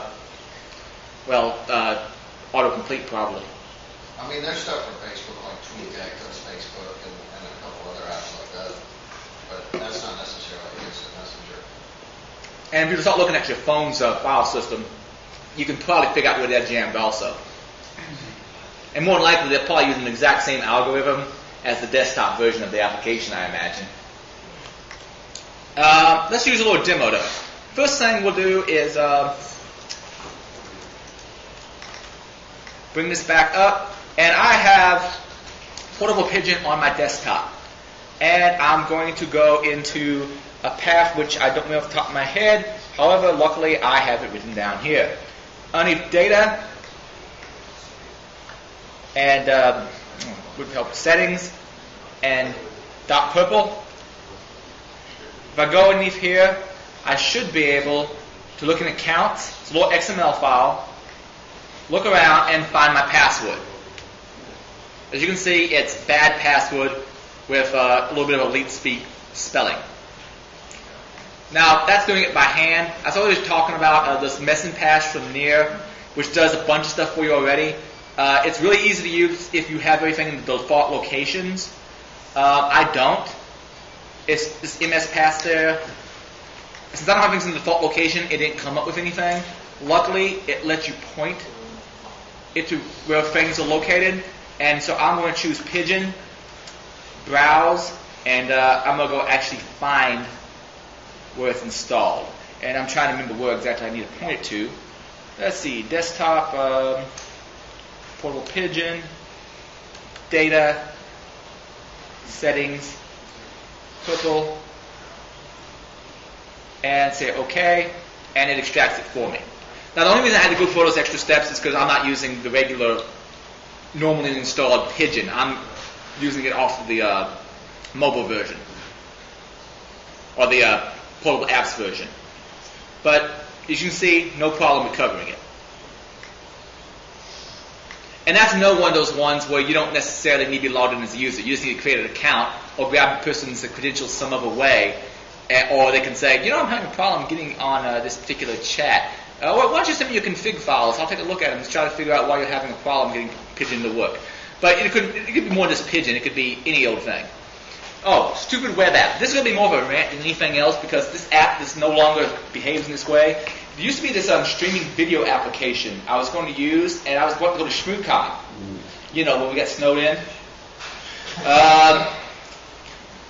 Martin and myself, Elliot and John all had this escape from LA kind of escape from New York style escape from DC through the snow. It was a bit of an interesting trip, especially since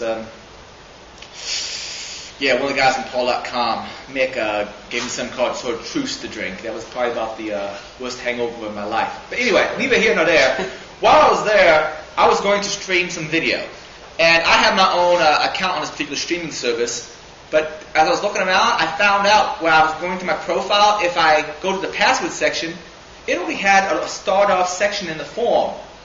And it was the same character count as my actual password. I'm like, So I viewed the source. My password is actually in the form behind the source. Why would they ever do that? They've since fixed it, but I mean, there's dumb web applications out there that do that sort of thing. They pull the password out. Obviously, the password must be stored in plain text someplace in the database, or recoverable if nothing else, not as a hash. Why would they do that? I was going to show that in this presentation, but I've gone back to that particular service recently, and they don't do it that same way.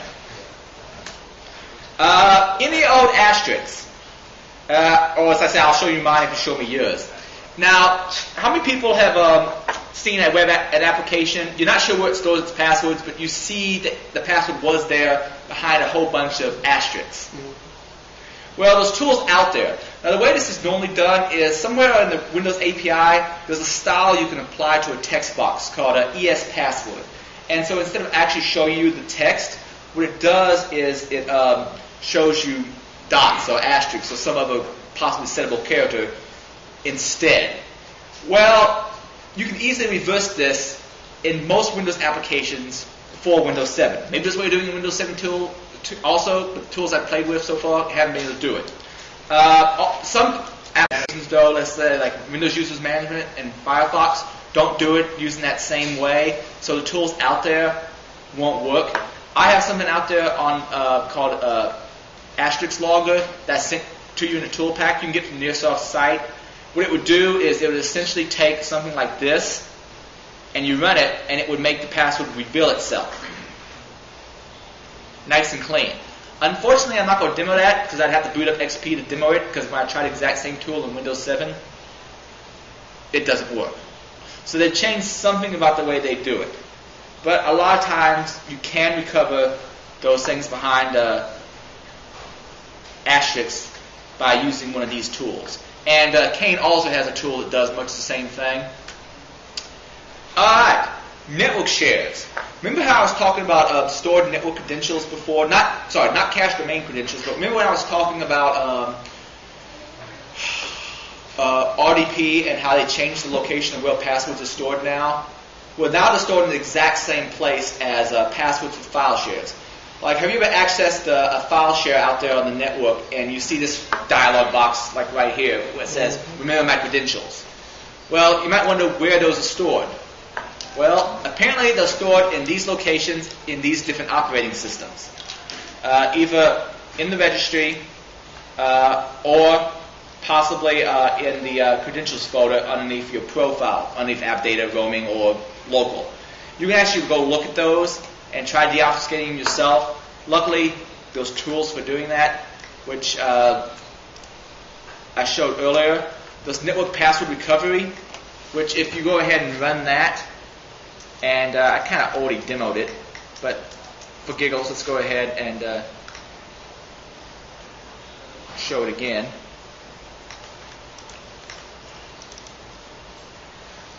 NetPass.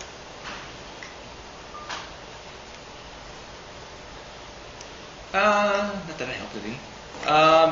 As you can see, it revealed these. One of these actually happens to be to a server IG, and I use bad net password as my password. This other one happens to be to remote desktop. It just happens to store it in the same place now. It used to install it in the RDP. It used to do it in the RDP file. So that's not the local user account. That's the network's. Correct. But that's only if you choose to store your credentials when you try to log into a remote file share. And by the way, Kane has an ability to do much that same kind of thing as far as revealing it. But that's no reason to show you two different tools for doing it. Trust me, Kane can do it also. Let me see. And here's an example that Near actually has on his website. I legated this, I like using that term, I legated it. I legated this screenshot off of his website. But who actually heard about the whole legat thing?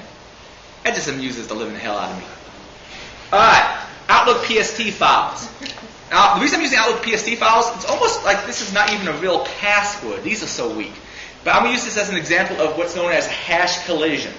A hash collision is where two different things hash to the exact same value.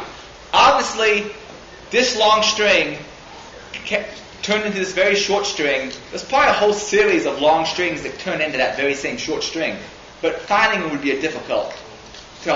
If it was really easy to cause hash collisions on various systems, you wouldn't have to type in the real password. You just have to be able to figure out something that would generate the exact same hash that's stored and use that instead.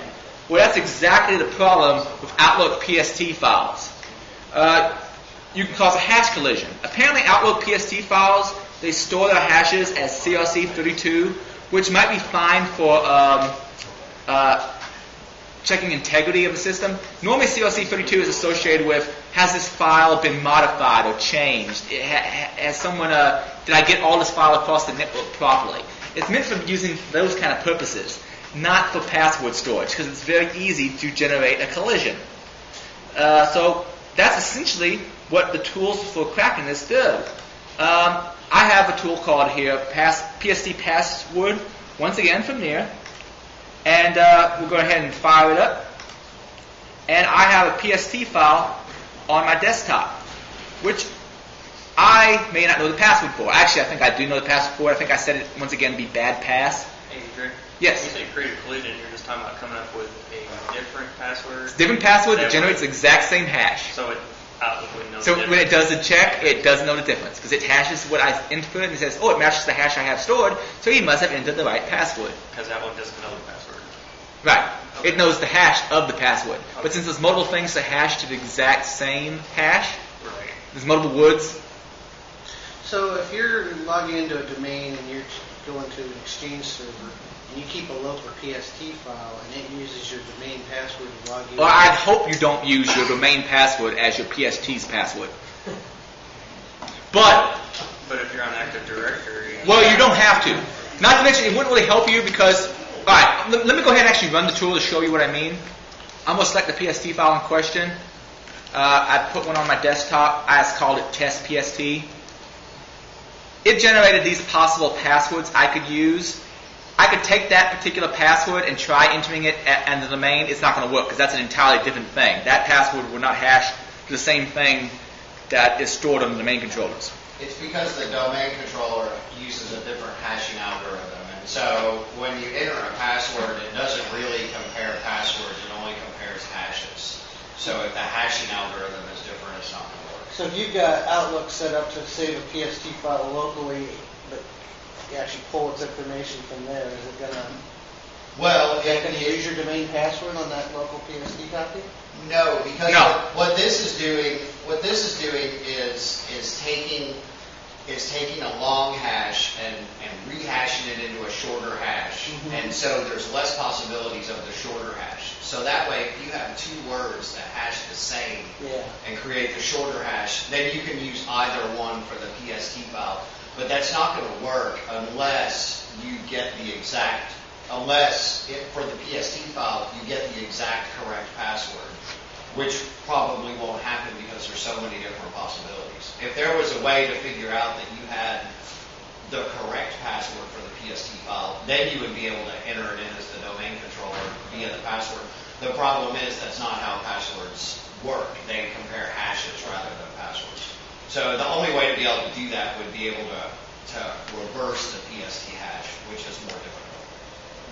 So even though it's on there with it is using the domain password on that local PST file, but this is not going to give it to you. It's just going to Correct. be a variation. Correct. The only way that would be possible was I would have to generate an algorithm for every single possible Got it. hash for that password, and then I would have to try every single one, and even then it wouldn't work because the hashing algorithm is different.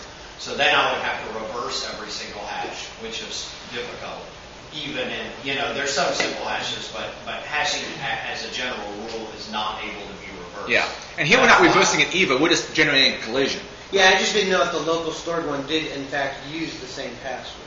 So it does. This just isn't going to give me the actual. Yeah, it's not going to be, you'll be able to find a password that lets you into Outlook, but it's not that same password that this one I made. I'm not going to be able to get into the domain with it. Yeah. Like, you would technically Yeah, could I- possibly have the password, but it wouldn't do you any good unless you could somehow turn that hash into let me the try to domain controller hash. Yeah, got it. And even then, you wouldn't know if it was the right one. Yeah, okay, I got it. Thanks. All right, let me try entering one of these. Oh, good. Stuff popping up. All right, let me try to get into test again.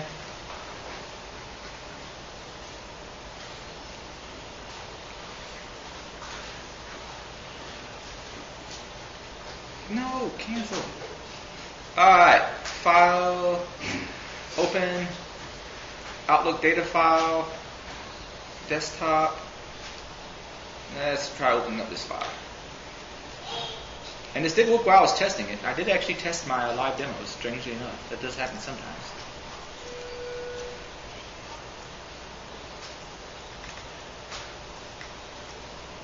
And there, it actually let me into this particular test message, this test PST. And if I go into it, I think I only have like one file, some secret message. And I didn't know the original password. I just was able to create a hash collision and able to get in. That's an example and in theory, you could actually do that if you have the hash from a domain controller or a system. In theory, you might be able to come up with a hash collision if some weakness is found in the hashing algorithm. CRC32, it's easy. Other hashing algorithms like MD5, while it's not as secure my saying as SHA, it's still, I suppose, possible, but not very bloody likely. Is that basically a good synopsis of that? Well, the hash is so much longer. There's so many more possibilities. The weakness in this hash is that it's so short. And so that original hash is much longer, so when it's rehashed into the shorter hash, there's only so many possibilities. So some of them will have to be identical due to the math of it. So there's no way to have as many combinations of short hashes as there is long hashes. So you'll have collisions no matter what when you go to a shorter hash. For some reason I really want hash browns right now. All right, let's move on to the next section. All right, wireless. Right, Crackit, if you can just look it up. Most of you probably, I'm assuming most of y'all on your laptop, you save your wireless password when you connect. Now, what I'm about to show works for a pre-shared key. I'm not sure if you're using WPA Enterprise, if it actually works. This works for WPA or web, but only in the pre-shared key version.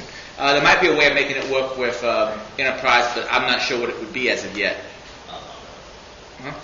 Because those are radius. Okay. It gets a different key from the radius server every time you authenticate. Okay. So it's not basically stored locally, like ESK is. Essentially, the way these things are stored, it looks in the registry first to find out the interface number. By the way, if you're used to Linux where you have like ETH1, ETH0, those are easy interface numbers to remember. It's a long hexadecimal string for Windows, so it's a pain in the butt. It looks that up in the registry. Then it can find it inside of program data, Microsoft, WLAN services, profiles, interfaces. And actually, you know what? Let's actually go look at that file for giggles.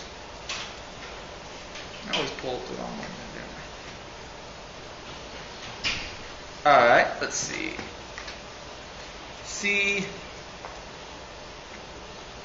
Program. Microsoft actually provides the tools and actually to list those interfaces. Well, if you use, let me see. I think, if I remember right, I thought they listed them.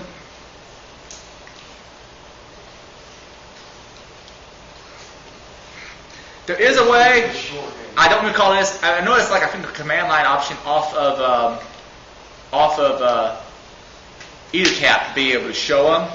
And there is another way of doing it. I just don't remember what it is off the top of my head.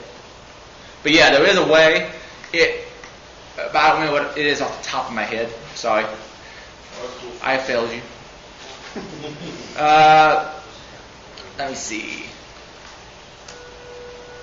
Tools, folder options, view. Don't hide protected operating system files. I want to see everything. Show me it all.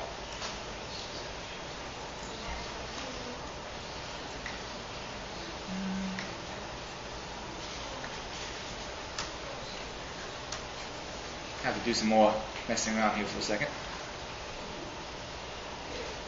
Don't show me hidden files. Okay, now I can actually get to it. Program data. And where was the rest of that path I said? Program data, Microsoft, WLAN services.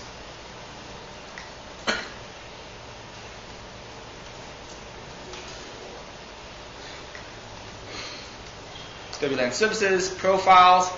And by the way, each one of these is interfaces, and each one of these is by adapter. That's what your adapter name actually looks at. Would you rather type ETH0, ETH1, WLAN 0, or would you rather type that?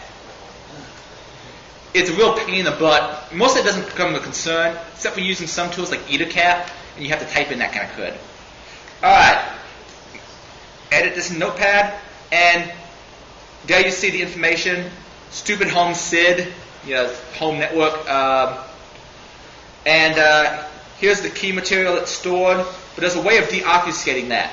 Luckily, both Kane and also one of Near's tools can do this. I'm going to fire up Kane. I'm not using network, so it doesn't matter that I have to fire all up. Let's go into wireless passwords and dump them by hitting the plus. And you see there's a password called bad password, which is the WPA key for that particular network. And basically it just dumped it out of that file. Works in XP also. You also have the same option in one of Near's tools. if you want to use it. There's probably fewer ones out there as well. Password class, tools, near tools, and wireless key view. You gotta tell it you have admin privileges. And right there you go, bad password. And I believe in some cases you can also just use the hexadecimal representation as well as your key. So both of those tools, no problem. If the password has been stored, you can recover it. Now in Linux, it's obfuscated behind a few extra things, at least by default in Ubuntu. And then you have to enter your keywings password to be able to extract that key to use to connect to your access point. Yeah, it's more complicated in Linux. It's not that easy. It's stored in a couple of different places. Plus, you have to have the key ring. It depends on the application too, though, because if you're just using the text file WPA supplement, then technically it's stored in plain text if you have local access to the machine. XP, I just showed you Windows 7. XP is stored in a slightly different location. The automated tools still work no problem. They may appear to be encrypted, but apparently the key is available to programs that know how to request it and have the right privileges. And I pretty much always showed you a demo of using a Kane and wireless key view both to grab that information. Okay. Another thing I want to show off is, let's show sniffing passwords off the wire. There's a bunch of applications out there that or common protocols that were invented back in the day when everybody didn't have sniffers, and they just go ahead and send the password plain text across the line, or they do something to obfuscate it. They do something silly to obfuscate it that's easily reversible. So if you use a tool like Wireshark, Kane, EtherCap, Network Miner, or a lot of other different tools that are on the Backtrack Linux CD. Not all those on the Backtrack Linux CD. Actually, all of them but Kane are. Or Network Miner's not either. Network Miner and Kane are Windows only. EtherCap and Wireshark are cross-platform. Also, you have a bunch of other tools on Backtrack that can do much the same thing, like dsniff and so forth. If you have protocols that use either plain text passwords or easily deobfuscated passwords, these tools can instantly pull them right out. Examples would be HTTP password authentication. By default, is just base64 encoding of the file, of the password, easily reversible. POP3 and it's also plain text across network. Telnet is another classic example. FTP is another good example. There's just tons of protocols people don't think about that send a password in plain text. How many people here have heard of the wall of sheep at DEF CON? Basically, they have people sit there on the network and watch for people sending plain text passwords across the network or any kind of embarrassing information and post it to a wall. I have an automated version I put out on my website called Wall of Social Science Majors that you can grab and play with if you want. I'm sorry, are there any social science majors in the audience? Okay, I'll speak slow. Alright. I'm not going to demo all of those, though I do want to mention Network Miner. It's Windows only, but it's really cool. Its password extraction functionality, I like Kane and EtherCat better, but it can extract files out of data streams on the network so easily. You can sit there, have this running, and start sniffing and like dumping all the images someone looks at, all the files they grab from a file server because it understands SMB, just a ton of different things. It's an awesome, awesome tool. We already did a snippets class over a year ago, but we may be time to do another one and use some updated tools because sniffers are just fascinating.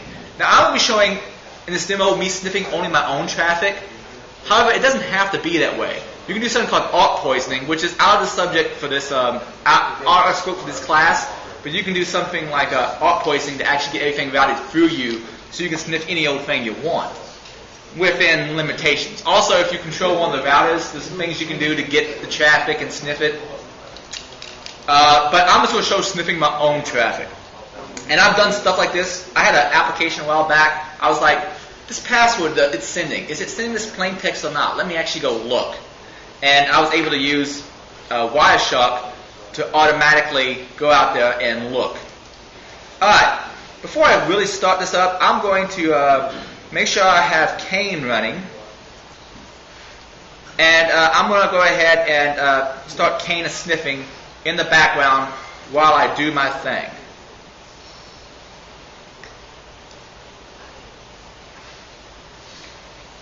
Startup cane is sniffing. No big deal there. I just have to go to configure. By the way, there's that interface device name I was telling you about before. Major pain to type in. I essentially just select it, say OK, and now I can just click on this little sniffer button, and that starts cane sniffing. Now, while it's sniffing, I'm going to go ahead and start up Wireshark and show you how to do this manually. Because if you're doing some kind of unknown application, if you want to figure out if a particular application has sent its password across plain text or some easily reversible obfuscated way, you probably want to use Wireshark so you can look at it by hand. Because tools like EtherCap and Cane know about common protocols, but if someone does roll their own authentication system, they may make bad mistakes. And while these tools may not be able to pick them out, you doing it by hand and looking at it can figure it out, if that makes sense to you. I actually stumbled across a tool recently. It had the option of using SSL, but when it used SSL, it wasn't a signed certificate. It was like its own fake unsigned, self-signed certificate, and it didn't seem to give any warning messages. So while you can use SSL as an option, you could also man in the middle of it and extract your passwords anyway, and without any kind of warning message, no one would be the wiser. All right, let's do a couple of odds and ends. I have my sniffer up and running, and I kind of flew through that, so let me stop this for a second. Essentially, I clicked on the list of variable capture interfaces, chose the one I wanted. I could set options to say what I don't want it to look at, but I'm just going to tell it to start with the default options and show me everything. Now, when we have a sniffer class later on, I'm going to go into great detail about setting up filters and doing all sorts of other nifty stuff inside of Cane. Inside of Wireshark. But for right now, let's just keep it simple. I have out there a folder that I password protected using just basic authentication for HTTP. And if I remember where I put it, I think I may have put it there, or maybe I didn't.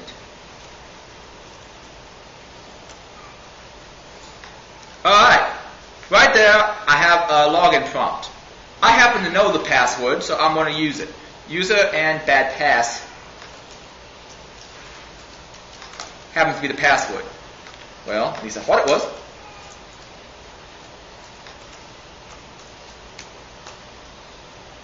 There we go, I'm in. Now, I know the password crossed the line, so I have to go looking for it. Well, I got a bunch of traffic from all over here. That's going to be hard to look up. But I know I contacted irongeek.com. So let's filter things down by IP address to start with. Let's do NS lookup. And no, I don't remember irongeek.com's server IP address off the top of my head. But according to this, it's this particular IP address. Nifty. I'm just going to copy that. So I used NS lookup to find that. And there's all sorts of filters I can use inside of Wireshark to actually filter things out. Like I can go into expression and I can actually use this little GUI to build one by protocol, what particular things are set in that protocol, and do it. But I'm going to do it by hand just to illustrate this. I'm going to set IP dot address, and you see this has this autocomplete function, which is neat. Equals equals, it's using C-like syntax. And I'm going to say, show me only IP addresses that match this. So you can also go host, you can also go destination or sender, so you can filter it that way as well. But this is IP addresses, either the source or the destination. And now it's only showing me traffic that involves that particular IP address. So I can right-click on this, and I can say, follow TCP stream, and look at information going back and forth. And by the way, right there, I see authorization. By the way, this stuff in pink, that's what I sent.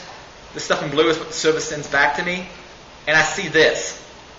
Basic and that. That I just happen to already know is base64 encoded version of my username and password. However, there's other ways I can find that exact same information. Let's go and use a different filter just to show you how filters work. If I knew it was a HTTP or protocol, what port does HTTP normally talk across? 80. Port 80. So let's do TCP dot port equals 80, and that way I only see web traffic. That would be another example of a way you could do a filter. Let's see. Another thing you can do is if you want to look around for a password and they didn't do any kind of obfuscation to it, it's possible you can go up into Edit, find a packet, and look for a known string. Like, I could, what? Sword. Sword? Isn't like swordfish? What? That's a short version of password. Oh, that's, actually, yeah, you're right. It works. Yeah, look for the word password or sword or off. Some people capitalize the P, so you just leave off the first. Or actually, you know, if you only have an encounter box, if you want to figure out how protocol works, if it's an application you control and you're trying to figure out how secure it is, search for your own password in this. Although this wouldn't work in this particular case because the password is obfuscated. But I'll go ahead and search for off. And I'm choosing string, and I'll go ahead and find. And if I look down here, it did find a packet that had that particular string in it. Here's the raw hex dump of it, the character equivalents. And if I go down here and drill through it, I can see someplace or another in here the password. Oh, that's what the server sent to me. I actually have to go look at the next packet and see what I sent to it. So let me go into a couple more packets down.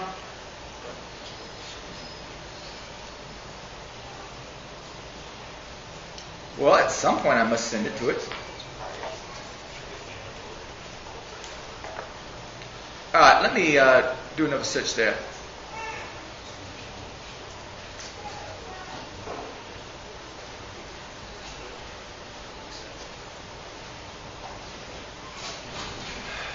Oh, there we go. I finally found the packet where I sent mine. This packet, you see, is coming from me to the server, and Wireshark already breaks it out for me. It basically finds this little obfuscated version, and it sees that the credential I used, it automatically obfuscates it for me, and it says bad pass.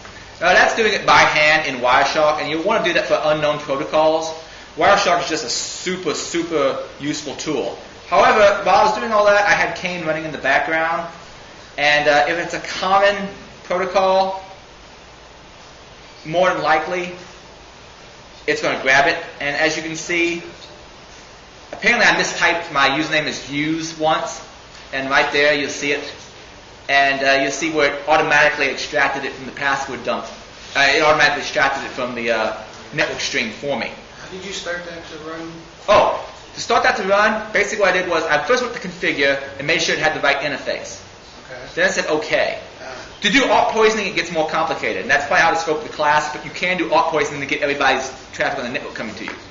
Then from there, I said start sniffing, and using this little icon. And you can see it does FTP, HTTP, IMAP, LDAP, a bunch of different protocols. And there's my password. Another nice thing you can do is if you have only a PDA with you, if it's a PDA that supports packet capture, like let's say I have a Nokia N810, you can sit there in monitor mode or something, grab passwords. You have to do some messing around with the PCAP file it makes, but then after you do some messing around with the PCAP file that you grab with that, you can go back home and actually open up a file, a PCAP file, and use Kane or some other tool to extract files out of it or extract passwords out of it and so forth. So if someone wanted to be surreptitious, they can take one of these PDAs. Actually, does the Evo? Oh, he left. Do you know if Evo supports monitor mode? Or I don't think it does. Don't think it does. Well, you could be walking around. Yeah, yes. Oh, what is it? Could you, if you were in Linux, you use like a TCP dump to be able to extract anything? Or Yes, you could. You could use TCP dump. Pretty much anything you can do in Wireshark, you can do in TCP dump if you can figure out the right commands. Wireshark is built on TCP dump source code. Yeah. It's only Wireshark And- just adds the visual to it. And it's the same dump format. It's still that libpcap dump format. So yes, you could sit there, dump everything with TCP dump, take it home, then throw it through a bunch of tools like Kane, Wireshark, Network Miner. I've sat there with dumps and like dumped a ton of data, then took it home, looked at it in Network Miner to extract files out of it, which is a useful thing to do. Evo. Can it do monitor mode? The Evo phone? Yes. I haven't got that far because I think it's the same chipset as the N900, which is what it says in the specifications, but the Android developers that I've asked say that it's not the same somehow. So I don't know the answer to that. Okay. The specifications say it's the same. I was mentioning, why don't you two come up here close that way to get your audio? Okay, it doesn't have to. You don't have to. You don't want to. I was talking about the idea of walking around with PDA, capturing all the data in monitor mode, then taking it back home to look at this way. It can be done with the N900. For a place where you've been legitimately hired to pen test. So it can be done with the N900. And I have the N810 and I've done stuff like that for an 8 gig SD card. So it depends on what you got. But that's a simple intro to those sniffers and grabbing passwords. Nice and simple. Windows, Sam I am.